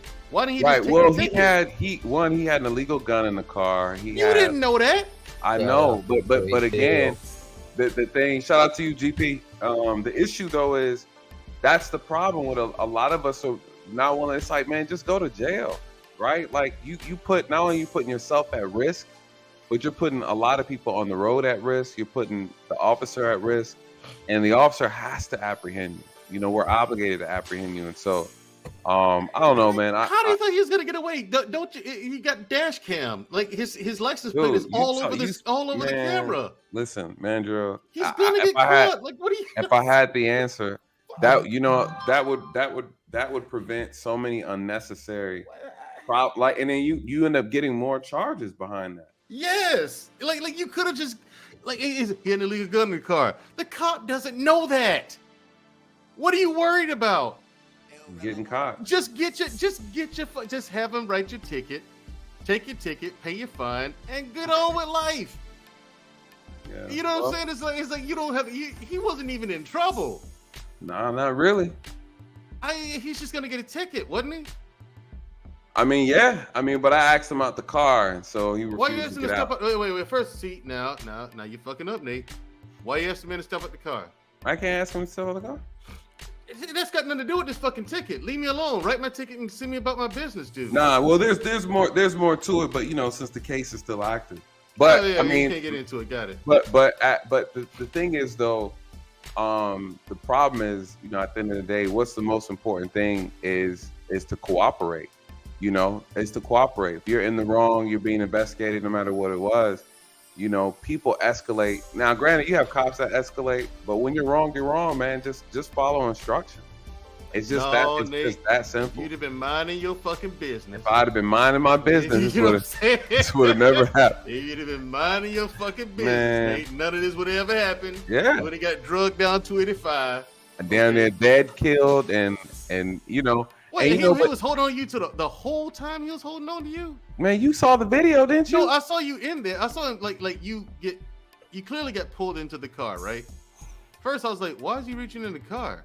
And then I saw you kind of get pulled in. I saw that. Then he took off. I was like, okay, this is. I said, okay, that guy's just dumb. Man, you'd be surprised. Why man. Are you still? I don't get it. It was a traffic citation, and if he didn't have the weapon on him, which if you're driving in the car, why would you have it on you? Okay, and it was just hitting in the car. And the car says, "Hey, step out the car." All right, you step out the car and talk to him or whatever. I mean, it's just. Yeah, but see the difference, Mandrill. You're not a criminal, so you know you're trying to understand the mind. I know anything because his mind is pretty criminal to me. Hey, Nate, you sit down and talk to me, man. I can tell you how to get away with some shit. I bet. Your brother got killer instincts. And I was never here for that comment. And not get caught. I can tell you how to get away with some shit, Nate. I mean, just saying. It's tough, man.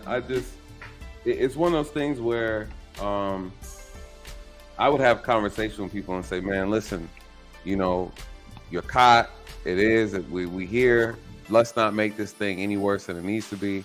You're probably going to spend, 6 hours in jail and you get the bond out, bro. It's not going to be that serious. I said, but if you put your hands up and you make me have to work to put these handcuffs on, you trying to fight, bro, you're going to the hospital. And then I'm going to add a couple more charges on you. And some listen and some don't, man. Some of them like, man, I don't know why I did that. I should have just listened. Yeah, now your nose is broken, your finger's broken, and you're sitting in the hospital for 2 days. Now you got to leave the hospital. Then you got to go to the jail. Now you got felony charges for fighting a cop. And it was just like, bro, you could have been home already, And so this is like a real thing, man. Some people that's what I'm saying. Like I was looking at the Boosie video, and he was saying stuff like, as soon as I get to the jail, the first white boy I see, I'm punch him in the face. I'm gonna spit on the nurse. It's like, sir, you're a grown ass man. And so you showcasing that behavior because you're a celebrity, you're gonna encourage other black men to feel like that's okay, right? Like that's okay for you to conduct yourself like that under when you're under authority of someone else for you violating the law. They could have, man, any other officer would have took that as a threat and be like, are you threatening me? Right? Would have came up to his face. Why would you take that as a threat, Nate? Stop being so milquetoast. You can't, but that's not what I'm saying is you can't control other police officers' actions. They could have easily turned that whole thing around. They were so chill, so cool with them. I know guys would have been like, what'd you say? You're gonna punch what white boy in the face? Oh, the white boy. I'm white. I'm white, so I said when I get to the jail, not you. Oh, I'm like, oh, okay, But then here's the thing. Now you got some officers like, you know what? I did find some drugs in your car. Which no, you didn't. You ain't find no drugs in my car, man. Andrew, will you shut up so I can tell the story? So they found some drugs in the car. What if the officer decided to take him to jail just so they could prove a point? Hey, y'all, guess what? Man, I seen officers do some be petty. Oh, hey, we taking the handcuffs off. There go a white boy right there. What'd you say he was gonna do? He's gonna punch the first white officer that you see when you come in here? I didn't say officer, I said white boy. Oh, okay. The whole point is he could have talked himself into jail, right? Yeah, he could have. I mean, but you gotta understand people's frustration, Nate. The damage is done. Man, nobody cares. You a grown man. You need to control your emotions. Nobody cares. The reality, life doesn't care. That's why I don't understand when people are talking about, oh, you don't know what this person went through. Man, society doesn't give a fuck. Who's supposed to care more about your situation than you? You are responsible for your own actions. I get it. We all got this going on, whatever. But I'm telling you, when you come out here and you meet these strangers, they don't care. They don't care. Absolutely do not care. So you can lean on that if you want to. And you could be telling your story all the way to the damn jail. See, Nathan, you're a white supremacist, man. Hey, man. Hey, so be it. White chocolate. But you know what? Nathan? See, Nathan, you're a white supremacist. I knew it. You don't understand this. Wait, how's he gonna call you a white supremacist, but then tell you don't understand the system of racism and white supremacy? Man, you're a white supremacist, but you don't understand the system. I'm like, wait a minute, hold on. Yeah, Dude, it's gonna get out like Nathan. Really, dude. I was floored by that guy. Man, I really was. Did you see the second video when he came back? I didn't. Oh my god, he came back. I dropped it in the private chat. What happened too was I started asking him, what has he done? And how do you fix the problem in the black community? He had no answer. So it's just kind of like people these fake woke wannabe hoteps talking trash. Man. What can I ask a question? What is hotep an individual, or is that like a word or like a definition of something? It's hotep is like a group mindset of black consciousness. What's up, Canadian born? What's up, brother? Canadian born, my brother. How are you doing? I'm doing good. Trying to take it easy on myself. I'm doing good. How are you? Yes. Good, brother. Good to see you. I ain't seen in a minute, man. I haven't seen in a minute. No, see, Nathan. See, I'm family from Nigeria. This clown. My family from Nigeria. You need to take the Darth Vader. You're disrespecting Vader with. I took him down. I appreciate it, man. We ain't got time for his buffoonery on the chat. Go ahead, y'all. Yeah, I've been good. No, Nathan, man. What's up, brother? Hello, sir. Nice to meet you. He's terrible. Sorry, man. I'll let you back on up. Fucking hater. Mandra, when you learn how to act like an adult, like you the rest see, of us, this is what I'm talking about. People do not know how to treat people from Nigeria. You might go rude mother. No. Said no. I got you, GP. I got you. Blame black men for this. Black men thought this, man. If you notice, if you go on his panel, they would tell you they go in on the roasting. Either it's my voice they're roasting, or they did Mandra. Mandra had some new video they did them yesterday. I was like, oh god. Oh my god! You cannot let people intimidate you because of your accent. Like, no, I'm not. Yeah, I got you. The thing about my accent, I got picked on in New York City for so long. I could care less about it because at the end of the day, I thought to realize something. One, it had nothing to do with my accent, how I carry myself. They got a problem with. That's how would be the case. That's number one. Two, I don't think like everybody else. Yes, I grew up in Brooklyn since the early '80s. Fort Greene to Flatbush Avenue. From Flatbush to Green Avenue. I've seen the craziness, but I stay on a low profile for a reason. Mm-hmm. Because what were the issue? When you're a nerd in elementary school, middle school, and high school, they pick on you regardless. They will jump, oh, you gotta do my homework. If I say no, I get my ass whooped. So I gotta find people or start working out. When I went back to my country, then I found out it's a different thing. Because me and JB, we relate with each other very well. We noticed that. Me and JB are like this. So he's from Haiti, I'm from Nigeria. We go back to our country. If you are a nerd, you're in the upper tier. Yep. That is no joke. All the highly educated people, they lift them up to the high level. All the ones who are not educated and they're not trying to check their education, they put them at the bottom. Because what do you think is going on? When you have a promising future, a lot of you want to line them up because they feel like, okay, he might make it big. He might be the next CEO or the next doctor or next whatever. That's what the culture that have back in my country, in Haiti, or any other country. What's up, Primal? That had European education. Hey, so I'm okay with it.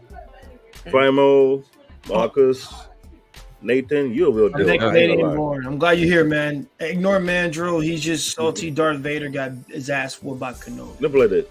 Let me show you. What's good, Primal? What's good? Hey, good to see you all. How y'all doing tonight? Man, I'm doing good. How about you, Primo? Good. I'm glad to hear that Nathan's representing Clayton Bigsby for everybody out there in the world. So Yeah, That's hilarious. cocoa butter lotion. Right? I can't believe Vandrell called you the black white supremacist. I never thought I'd see the day. Oh my God! That's the part I did not expect from him to go. Oreo or something. Primal, he's a cop. Yeah, He's a cop. What you saying? Not all cops are white. Come on, man. Not all of them. No, that's right. All of them are white. Because, see, Nathan is a white supremacist, Primal. Because he doesn't understand. Are you saying Nathan's kind of like Darth Vader? He's like black on the outside, but he pulls his mask off and he's this wrinkly old white guy underneath. Is that what you're saying? That's why. No. They call that a coconut. That's the slang. Coconut. Have you guys seen it? Have you seen that? Have you seen that thing where he called me white supremacist? That's what I'm trying to get. I don't think they've seen it, Nathan. But it's like a whole thing. Jay, all right, I gotta check this out. Jay, he had a guy call into his Jay show. Pull. Jay, you want to check it out real quick? Let me see. Jay, it is wild. That's what I'm messing with Nathan about, man. That guy. He got me, Nathan. I ain't gonna lie. You had one then. So was he calling you a white supremacist for basically holding a man accountable who just happened to be black? Is that what went down? Well, because I'm a retired cop, so he looks what he was trying to say is that I am a white supremacist because I'm working for a white institution that was created. That, Nate.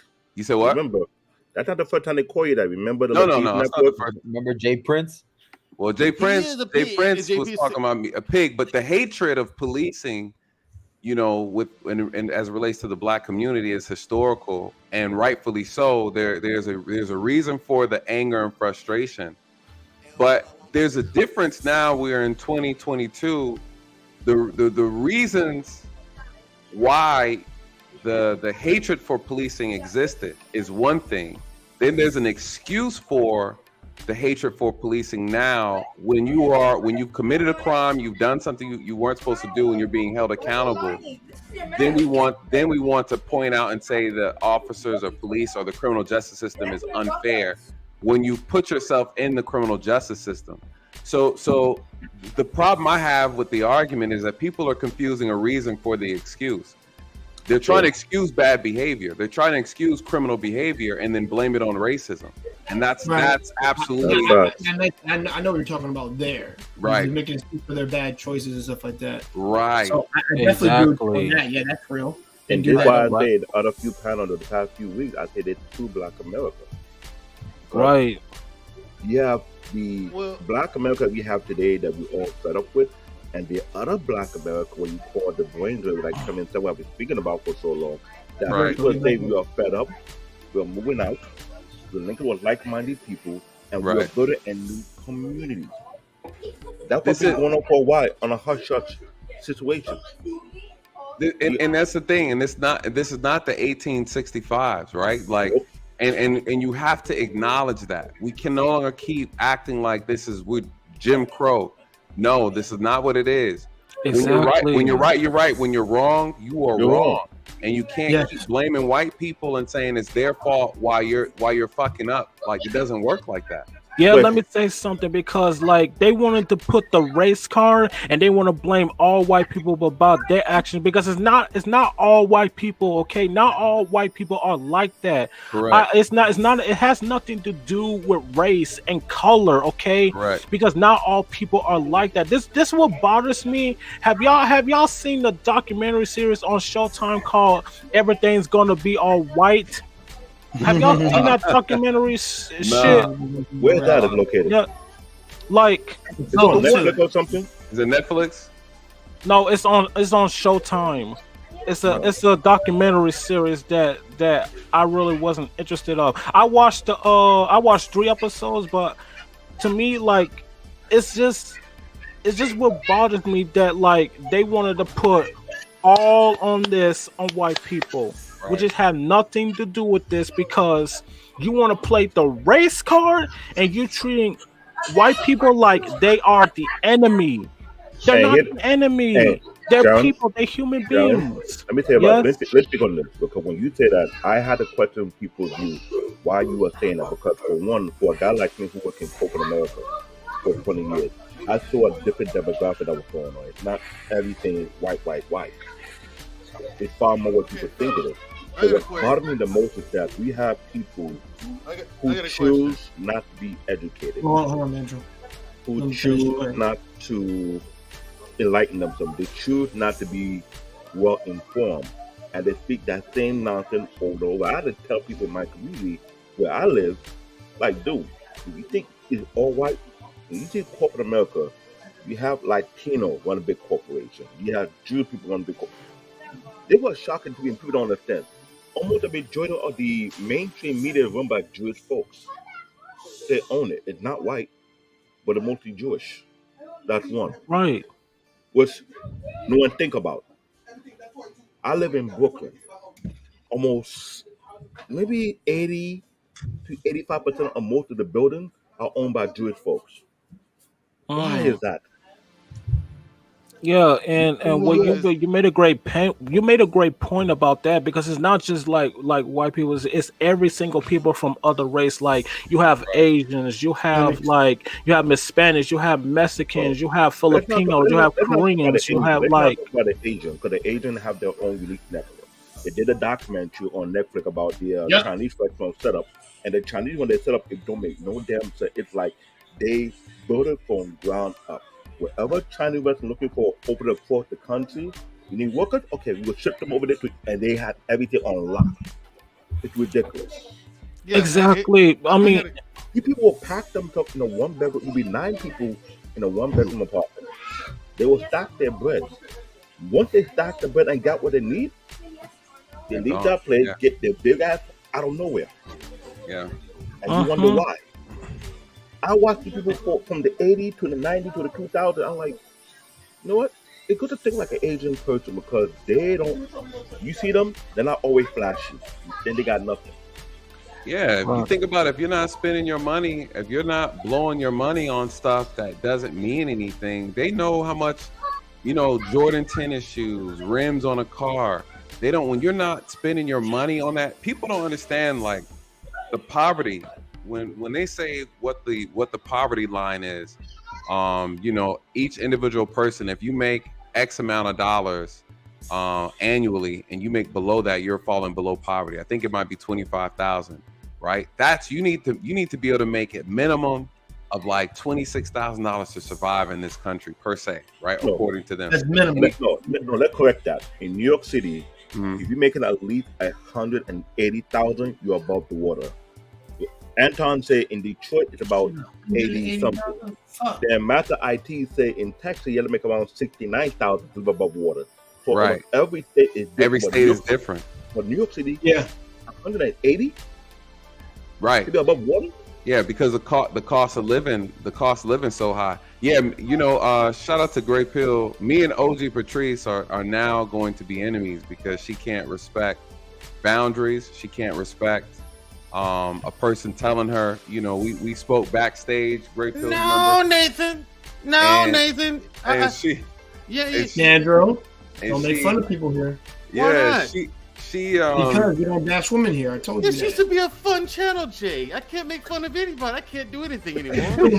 Hey, listen, we don't men bash here either. No, forget Mandrell. They wrote them yesterday. They wrote them on his own broadcast. Mandrell, didn't you get it all out yesterday, man? I thought you got all your anger and all your blood pressure out yesterday on your stream. I tried to walk you through the rainbow color relaxation exercise. I really tried, man. I really tried. What you gotta do, Mandrell, is you gotta manifest your inner Clayton Bigsby, Mandrell. Right. Black David. Let me ask you a question. His inner man candy. Did y'all see wait. Did y'all see my broadcast from last night? I know Nathan didn't. He doesn't watch my stuff. I did. I was actually streaming a little bit of it. Yeah. You were? Well, I didn't see it, but like, I must check out your channel. Yeah, now it was about how to get submission from a woman, and like I said, I did that show because I hear guys saying, "See, a woman should be submissive." Man, if a woman is in submission, blah blah blah blah, right? I don't get that type of conversation. But here's the thing. I don't hear guys telling other men how to get submission out of a woman. Like, no one's giving guys the answer on how to do it. They're like keeping it to themselves, or they're full of shit. Right. No one's telling you how to do this. Here's what I think. I think they're full of shit. Yeah, absolutely, Jay. Overall. Jay. Absolutely, Jay. Because I've told my guys how to do it, and well, I'll say this right now. At least a majority of my guy friends, they're all fucking married right now. Well, at least they. Okay, I say this. So, what did you guys think of last night's broadcast? Give advocate here. Let's say that's not the case. Let's say they did tell some of these guys, but these guys don't want to listen. Oh, you got to get your money up. You got to get your feet and cues. Exactly. You have to be about your shit. That's what I told them. You got to be about your shit. I'm in New York City, Brooklyn, New York. They know there's dudes out there who don't want to work. You in New York City, Brooklyn, New York, one of the most expensive. If I hear New York City one more time, I swear I'm quality of the Barclays Center, which I hate. Listen, I just been out here Donovan Mitchell in New York. That's all I've been out here. And you got dudes out here who don't want to work, but want to bag a chick who work and let her work, but he stay home and play games. You can imagine that kind of nonsense out here in Brooklyn, New York? And they're winning, though. Those guys are winning. They're diving into something. They're diving in, man. Let me tell you, I've seen so many bums get pulled, the most women, and they got more. They got a higher roster than I do. I'm the one. I got the job and I'm struggling. You know. He said, "I love you for the bums." That is New York City. When I see that, I'm scratching my head like, did I miss the memo or something? Like, what the hell is this? No, things are backwards. Yeah, things are backwards. Because a lot of women are. My question is, hold on. What did you guys think of the broadcast? Man, bro, you know what I thought, man. You did good. I know I'm worried about your blood pressure, though. You're gonna have to go see your cardiologist if you keep that shit. Hey, Mandrell is not the only one had a temperature tantrum. Mandrell is not the only one have a temperature tantrum and the blood pressure. I do too, but sometimes, but not all the time. You know, sometimes what I get angry, with the things that I do not like with everything's going on in the world and all that. Like, I gotta lose it. I lose my shit. You know what I'm saying? He ain't the only one. I have a temper tantrum when Canadian Marquis bring up New York, like it's the only Marcus, city. You got it. No, it's not only New York. Philadelphia is even worse. Because Mandrell, here's where my concern comes in. You know, I'm going to step in the Clayton Bigsby role here for you, but African Americans are 30% more likely to die from heart disease than less melanated folks here. So I'm looking out for your heart health, man. Everybody get this, man. It'll save you from heart attack. That's like the leading cause. I think second leading cause of death. Yeah. I'll be honest with you. As an African brother, I didn't say African American. As an African brother who watched the African American brothers out here, sometimes in most cases, this they don't want to do the right thing to live can't say I'm wrong. Let's be honest. Even Jay's laughing at that one. You're just crazy. Even Jay you're right, David. You're right. Because let's be honest, I live in New York City, right? But I did that broadcast about I'll be back, guys. I forgot what the time we did on my co-host channel. We talk about burnout.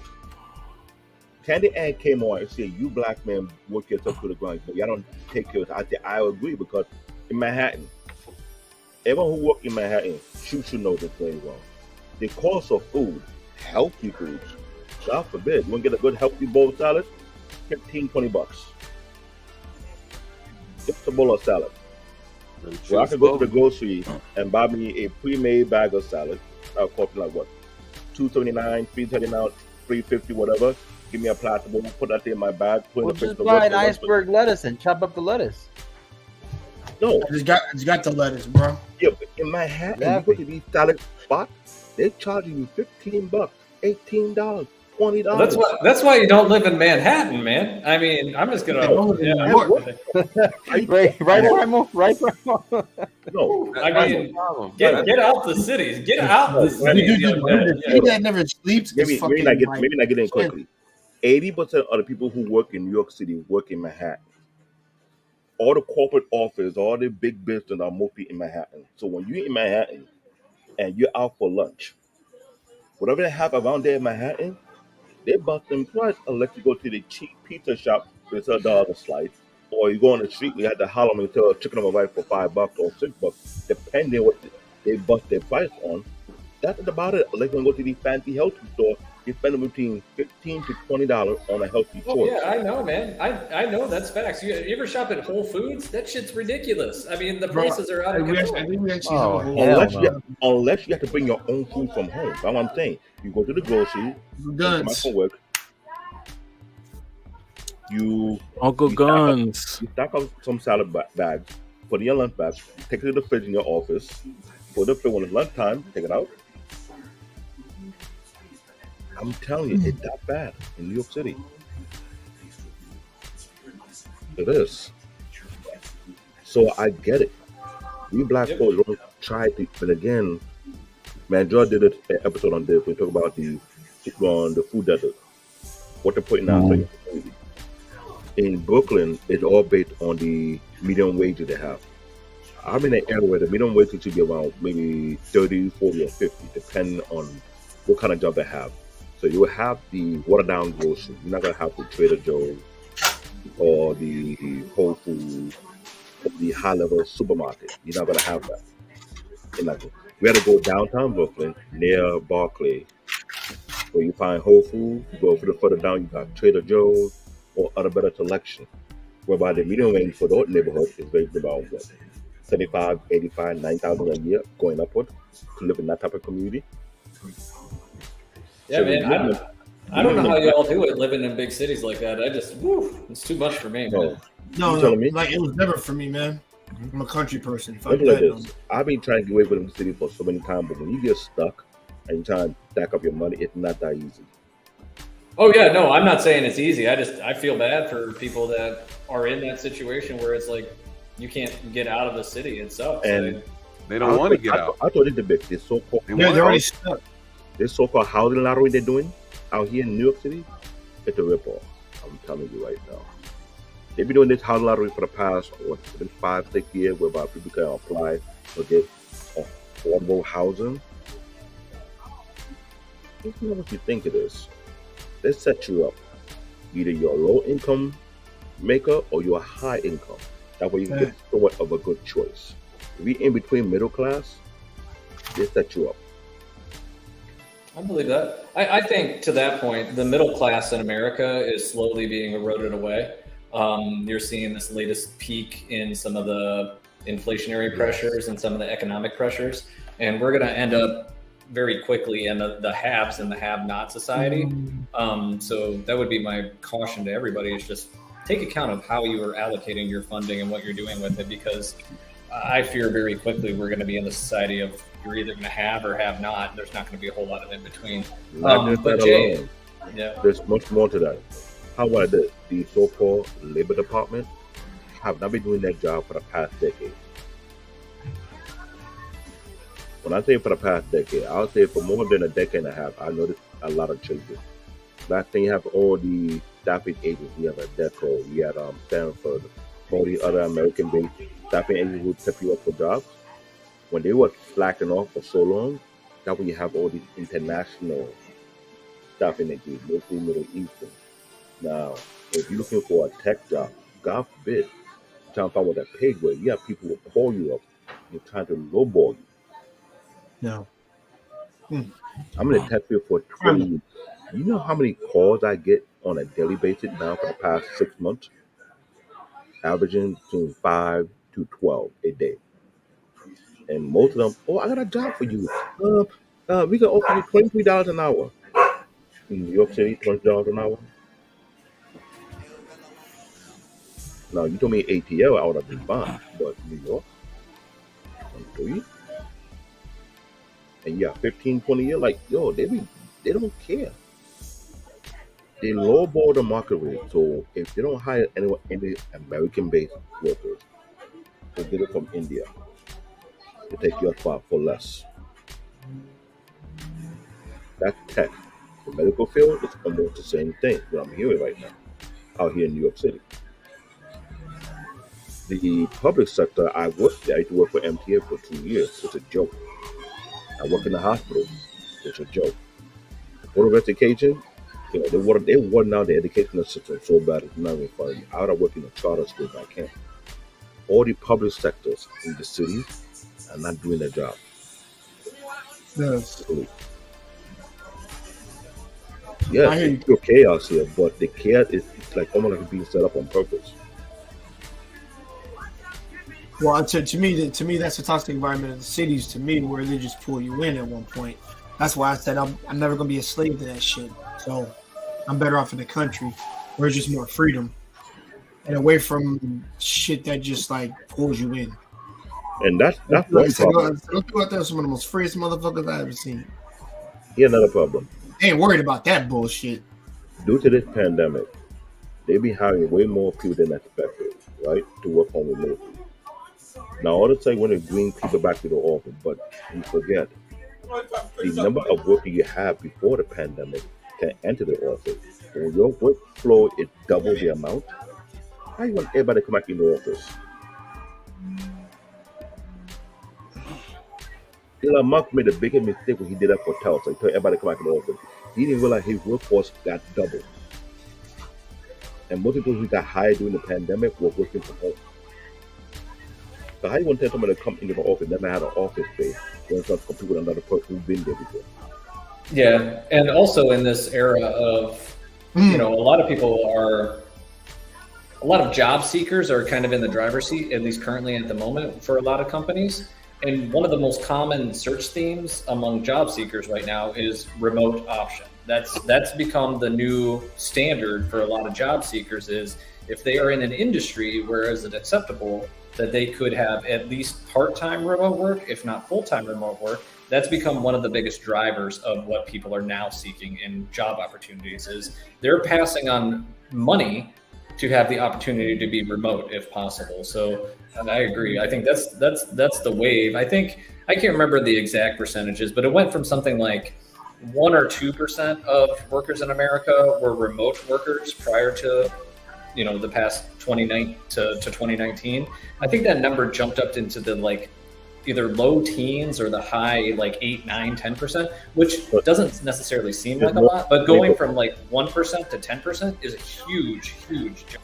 It's more like 20% now, because let's say based on New York City, about 40 to 60% would rather work from home than go to the office for a few major reasons. One, the commute system is not safe. MTA is not safe for working because a lot have been going on. That's one. Two, it's cost friendly. Why come to work when I can save almost, $130 on a Metro card, monthly Metro card, or save over $200 on gas and toll, where I can work from home? New York City is kind of weird, really congested in very weird ways. If the subway system is not safe for people to commute, what a point. That is New York City alone. Other states had its own variation. So you can imagine that. And I get that. I work remotely. I worked with remote users before in the past. Some either come straight from New York, they find a loophole where they can relocate outside New York City and stay home remotely. At that time, it was like 1 to 5%. The pandemic made it from 10 to 20%. Now it's all like people are moving out of Manhattan to move out so they can hold on to the remote position. Yeah, man, it makes sense. New York City. Yep. Well, hey Jay, I'm gonna have to rent.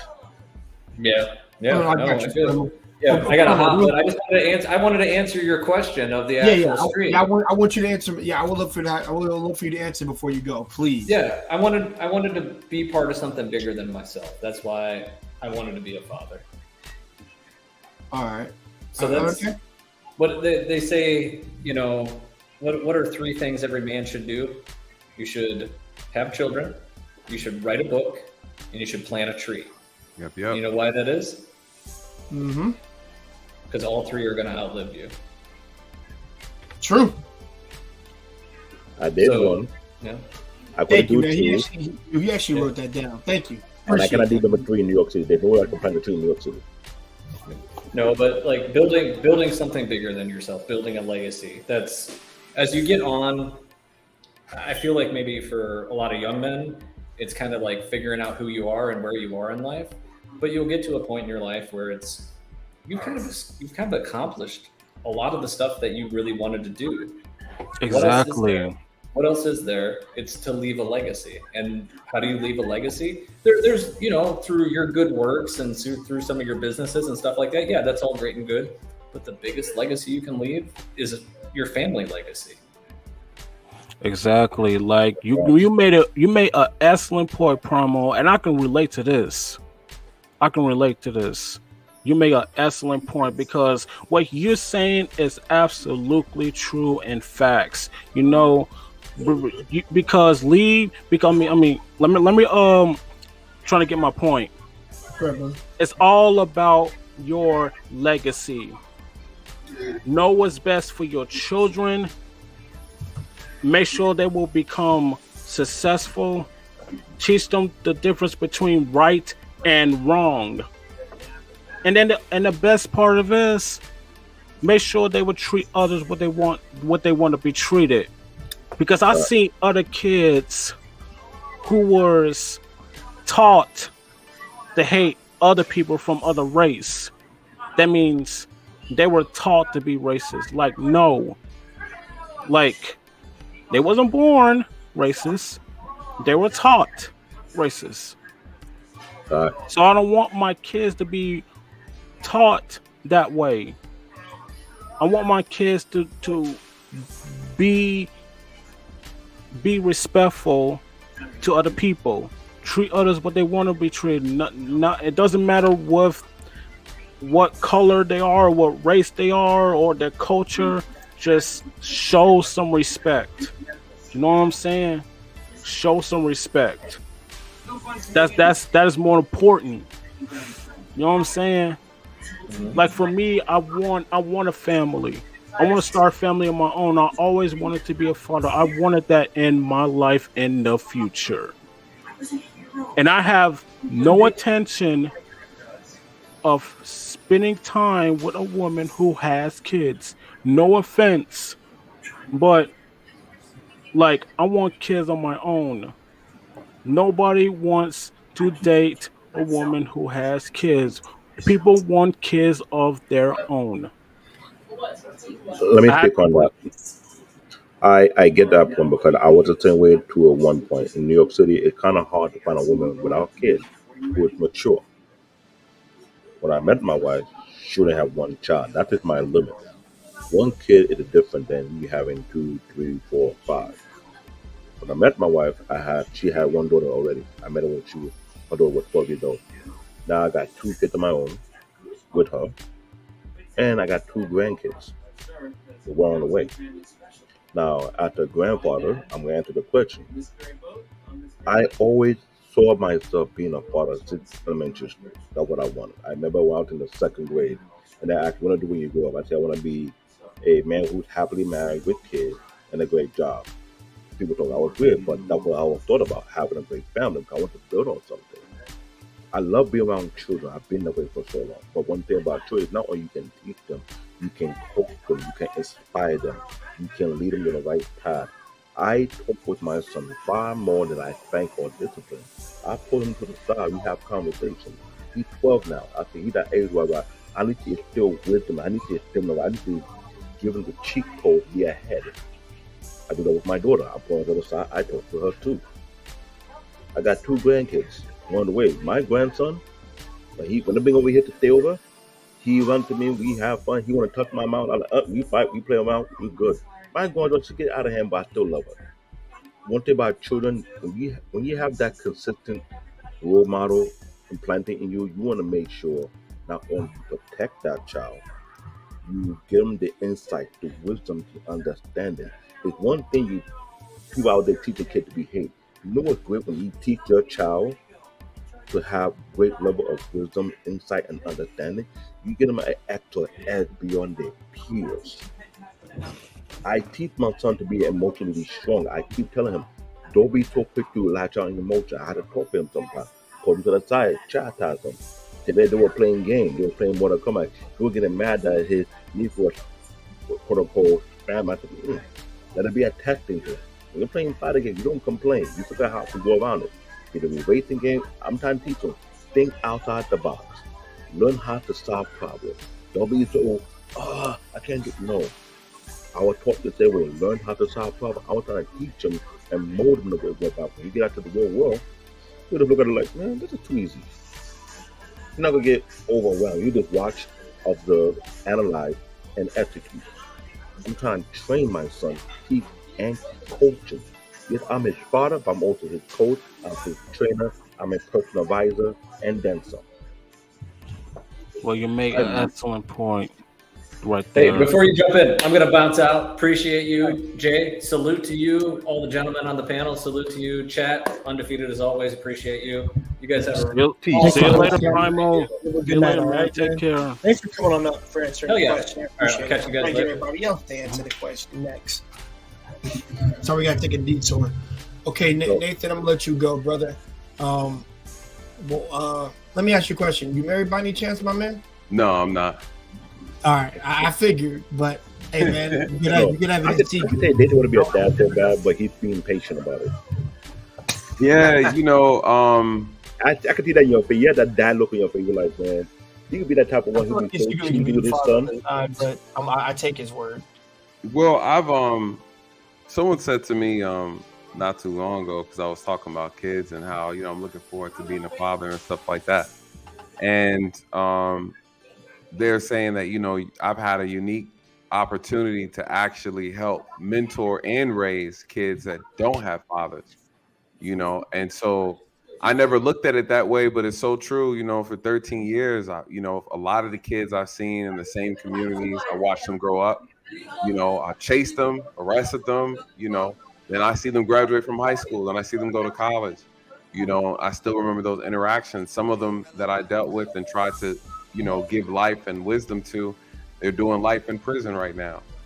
Some made it out, some didn't. And so I've had a lot of experience, like David said, just kind of giving wisdom to kids who didn't have fathers, who didn't have good role models. And as David gives his son, it's like, a lot of kids are missing that. Even young girls are missing that as well. And so, I've had that privilege. So, one could argue that I have a lot of experience, though I don't have any of my own yet. And so I think that when I do get that opportunity, it'll be a blessing. I'll have so much to offer them because I've had the experience of being able to. I can see you be very protective. I'm not gonna lie, Nathan. I watch you for a while. I can tell the moment you become a father, it's a wrap. Oh yeah. I know it's a wrap. You be overprotected. You want to make sure I'll make sure they square away, man. I need to make sure this crib is protective. You got to bulletproof shield. You need to have this. You need to have the radar. Facts. Nathan will be overprotected. My kid's gonna be throwing ninja stars and doing Hadoukens and stuff. When I'm teaching them how to connect. I'm gonna be real with that. There's just some things. Nathan's one of the kind of people I know. Prep you for. You watch him with kids, and you have his own. You so glued into the child. You don't need to go nowhere. You say, "No, I'm spending time with my son." Yeah. I'm spending time with my son. No. I'm spending time with my son. I'm like, damn, your son is everything to you now? Yeah, everything to me. Yep, absolutely, man. I'm looking forward to it, man. Games, I'm a big martial artist, so they'll be into that. I'm open. I don't lie, man. Take our kids to the same dojo because I'm doing that for my little girl and my little boy. I'm like, here's the joke. And that shit. Yeah, my boys, my girls, because like I'm a martial artist as well. I'm letting you know that right now. I'm the same thing. F that. I'm the same thing. Learn how to take somebody out. Nice. And I learned martial arts and social media, but none of the dojo. I had to learn for myself. Right. But yeah. Either I want to go. Nathan and Mandrell are the same way, but the difference is Mandrell if he become a father, he will compete with his own father. I learned it from my uncle. You listen to people like where they come from. Mandrell had a very unique example. His father was a big deal. Yeah. So the moment Mandrell become a dad, I promise you, he'll be like he competed with his own father's shadow, because you know what? His father raised the standard high. And Mandrell now let himself fall below that. Now, it's not a bad thing. It's a good thing. Let me tell you why. When you have a father who give you a high standard, and you try your best to match up or surpass it, even as a man and as a father, when you become a father your damn self, you be like, I'm not dropping the ball. I'm going to raise the bar even higher, because my dad was no joke. So I study people heavily. I study Nathan and study Mandrell. They're almost similar or different. Mandrell is more onto the extreme, because he could be very protective, but he'd be more like Shaq. You know how Shaq had that role model? Sarge? Yeah. That's Mandrell. Mandrell not going to let his son fall apart or fall to the wayside. You go, you're my son, you follow my lead. Hey, versus her, how you doing, brother? Come on up if you want. What up? That's something my uncle taught me, because my uncle, he the one that raised me a lot. He taught me insight, wisdom, and understanding. He showed me the way. Spending 7 years in Nigeria, it does a lot to me, because one, when I was out in the U.S., no one was a mentor to me at the time. When I was over there, I've been around some big men. I'm talking about real big men in both sides of my family. My mom's side of the family and my dad's side of the family was more like the entrepreneur, the high class businessman, people who are moving to shake up society, because I had two uncles who were multi-millionaires. Literally. And I watched their work ethic. It was no joke. I see what it's like to run a multi-million-dollar business, what it takes. They don't play around. Now the wife don't mess around with them either. Now yeah, boy, they got to about you want to be submissive. No. These guys I watch, they don't have to tell women to be submissive. They have no choice but to be submissive. He bringing the big bucks. He's been a late night going to the journal doing every month.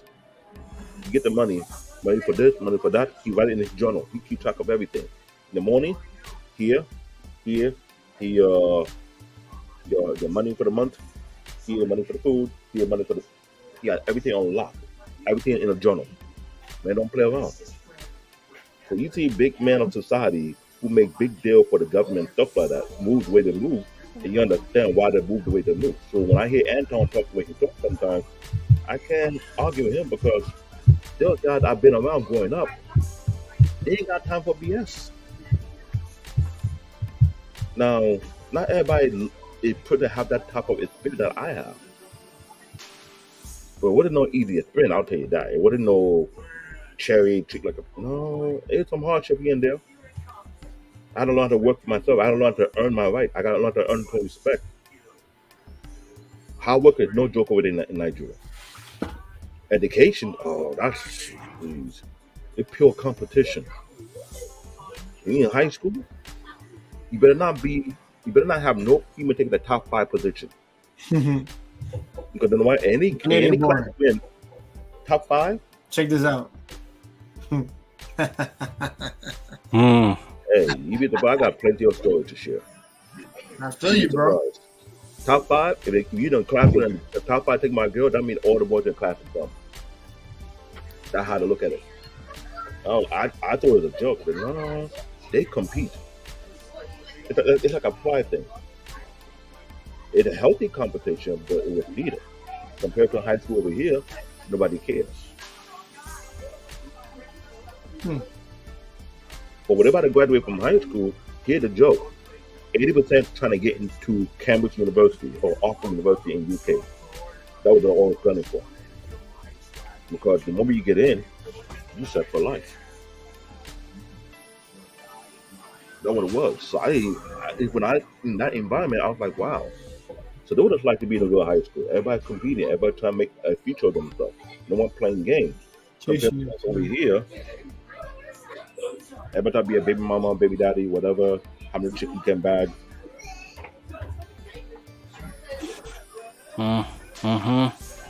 Yeah, well, you have some excellent points there, like me and Jay could agree on. Yeah. Like I'm saying we need to change the black people mindset here. Because I want to know that's more that nonsense out here. Because if you don't change that, I'm in Brooklyn. These Asian people, I don't look down on them because guess what? They're pushing their kids the same exact way. To succeed, not fail. Yeah. There's a difference. Exactly. And I'm gonna do this. Give the credit that I give them because I'm like, bro, they're succeeding. They're winning. You ever see an Asian parent get mad with their child come home with a B? I have. I was in elementary school. My classmate, he got B's. He was liking something else. I'll admit to that. I was like, you the high. He said, no, it's not allowed in the house. So I told his dad, he got to bend his head, get a report card, and now look at the guy. But the man was, you could tell the man was mad. He was like, look at his son. But the dude got the highest in the class. But B's not enough. Right. So like kids? I wanted to do the same thing to my kids to achieve success and greatness and do better and not throw their lives away and not just get into trouble or anything like that. I just want them. Everyone got, what the fuck? Who says that? Okay, that's wild, bro. No, it's not. No, trust me, it's not. The best high school in here in this city is Brooklyn Tech. It's in Brooklyn, New York, downtown Brooklyn. I ain't never heard this shit. What the fuck this shit? Brooklyn Tech demographic is about 80 to 85% Middle Eastern and Asian, number one. So you go down 15, like 11 to 15% white, then 5 to 7% Hispanic, then 2 or 3 black or whatever you have left. Keyword. 80 to 85% Middle Eastern and Asian are entering one of the best high school, which is mostly technical and science. Right. Explain that to me. There's not a lot of white folks go to that school. Mostly Middle Eastern and Asian. And this school for 3 decades in a row gets the most funding for the Board of Ed, and their educational level is not the kind of all the other high school outside that area.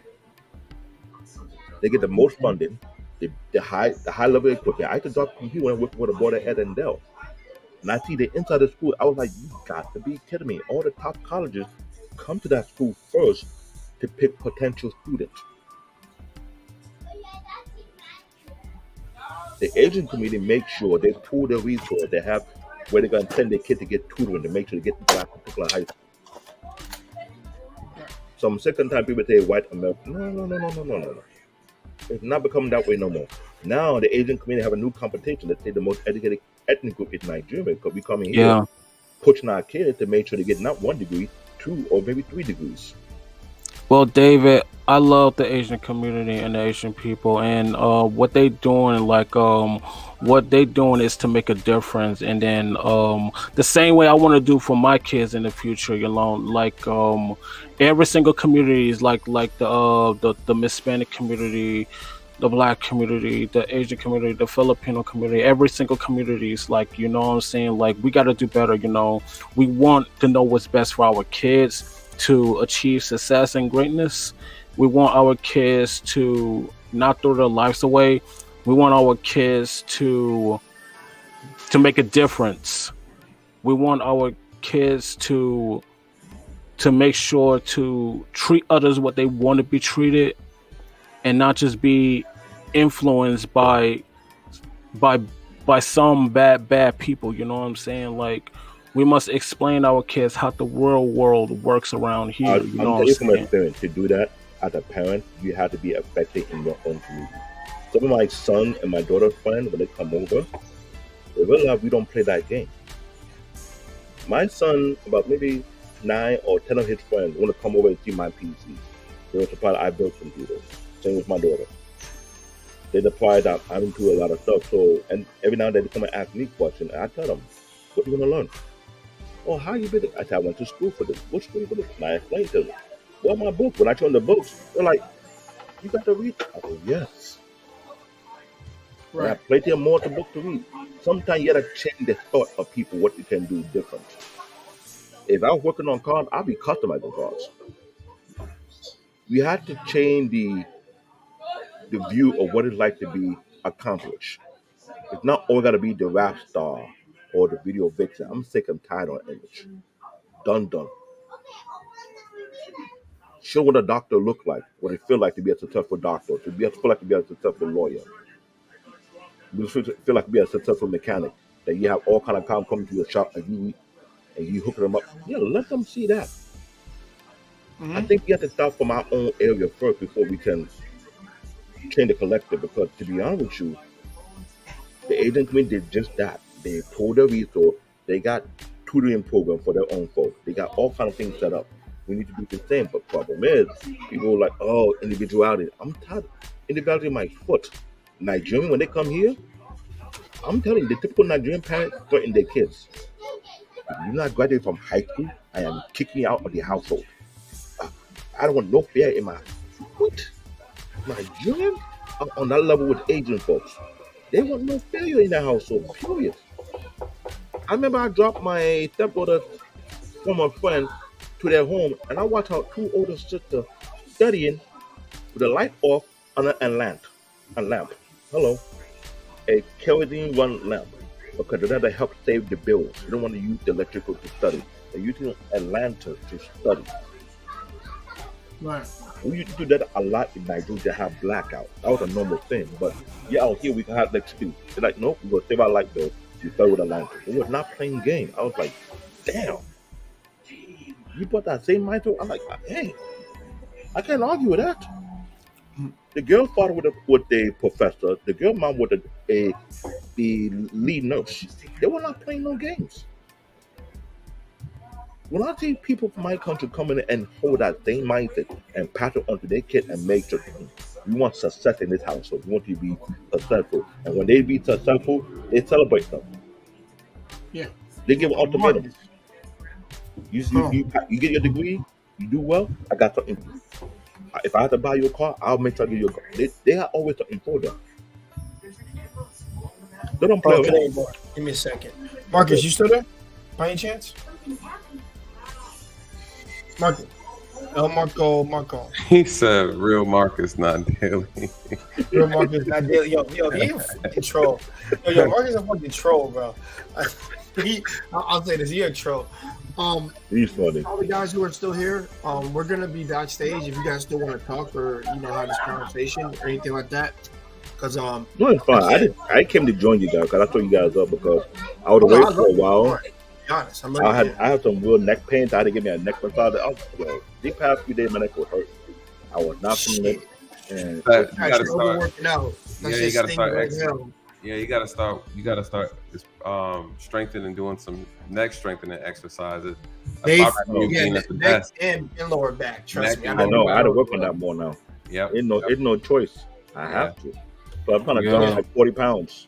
Yeah, you gotta start working out, bro. The same way I do while doing martial arts. Yeah, I tell people to do it more extensively. Like, make sure you get you really work the shit out of your body, and you can't move. Right. And then the UFC gym that we're doing out here, it was a cool idea, but it's too expensive. They're like, all right, y'all, I'm gonna run out real quick. I'm gonna record a video.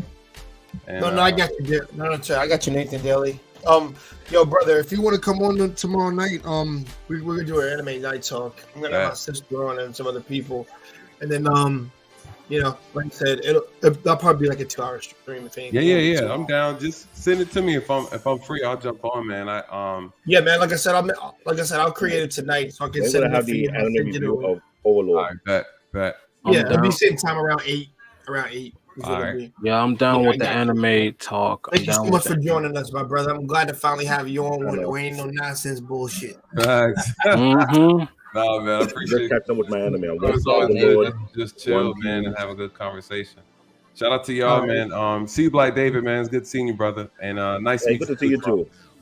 All right, y'all. Take care, Nathan. All right, bro. All right, Marcus, have a good one, bro. Peace out, bro. I'm gonna get the donuts. Facts. Krispy Kreme, double glazed, player, double glazed. Double glazed? The fuck? You gotta run it. Yeah, man. I try to get them to run it back through the conveyor belt if I can. See, you donuts. You were talking about something that you ain't supposed to eat, man. As much as they taste amazing, bro. But bro, We're trying to eat healthy. You can't eat that shit no more. Yeah, facts. But you know, one week, about 3 a week ain't gonna kill you. Well, yeah, not the whole damn box. You have to burn like 1,000 calories. I get the 3-pack. Facts. It is. I get the 3-pack. Yeah, that's fine. But you said like a whole box. I'm like, David's like, I don't do Krispy Kreme or Dunkin' Donuts. Krispy Kreme. That's what I'm telling you. Krispy Kreme, son. Krispy Kreme. I mean, I agree with you. They good off the conveyor belt. I've had that, but I'm just like, no, don't go stupid with it, my man. Because they get addicted. Man, what? I swear to God. Hey, they sprinkle a little crack in there. I already know they do. A little crack in the frosting. That's how they get you. All right, y'all. Y'all have a good night, man. All right, y'all do too, Nathan. All right, appreciate it. Thanks for being here. And guys, like I said, we're going to end the stream. We're going to be on backstage talking. If you guys still want to have this conversation, we'll go for it. But I really thank everybody for coming on. I'm right now because my kids are watching that movie right here. They're watching the movie? Yeah, they're watching them on Sunday Hedgehog, and they're like, Dad. I'm like, oh. Well, hey man, listen, I watched Sonic the Hedgehog. I watched Thor 2, and that shit's good. Damn, I can't say it online, but yeah, I got that shit. Yeah, I see the whole movie was awesome. Yeah, man. If you want to talk about movies, I somehow got the chance to watch the Dragon Ball Z superhero movie on YouTube. I was trying to figure out how they able to have this on YouTube without getting cut down. And when I watched it, I was like, suck. Yeah, man. Camera. You know how they do, man. I know, but what I saw in the movie, I was like, so that's how you got there? Really? Yeah, that's how you got there. but like I say, guys, thanks for being here. I appreciate it. I'm sure you heard about the guy named Raj. No, not Raj. Called Aj. He do the fan base Dragon Ball Z comic series.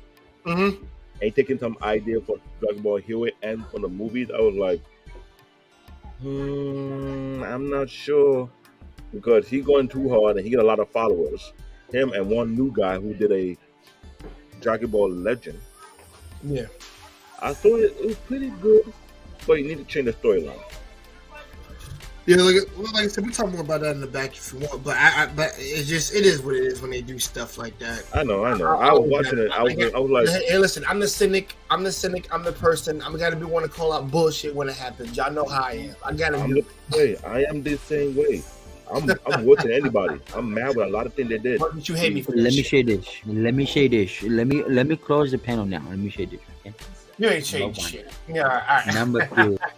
All right. Number 3. Have a good night, y'all. Like I said, we're gonna be in the back.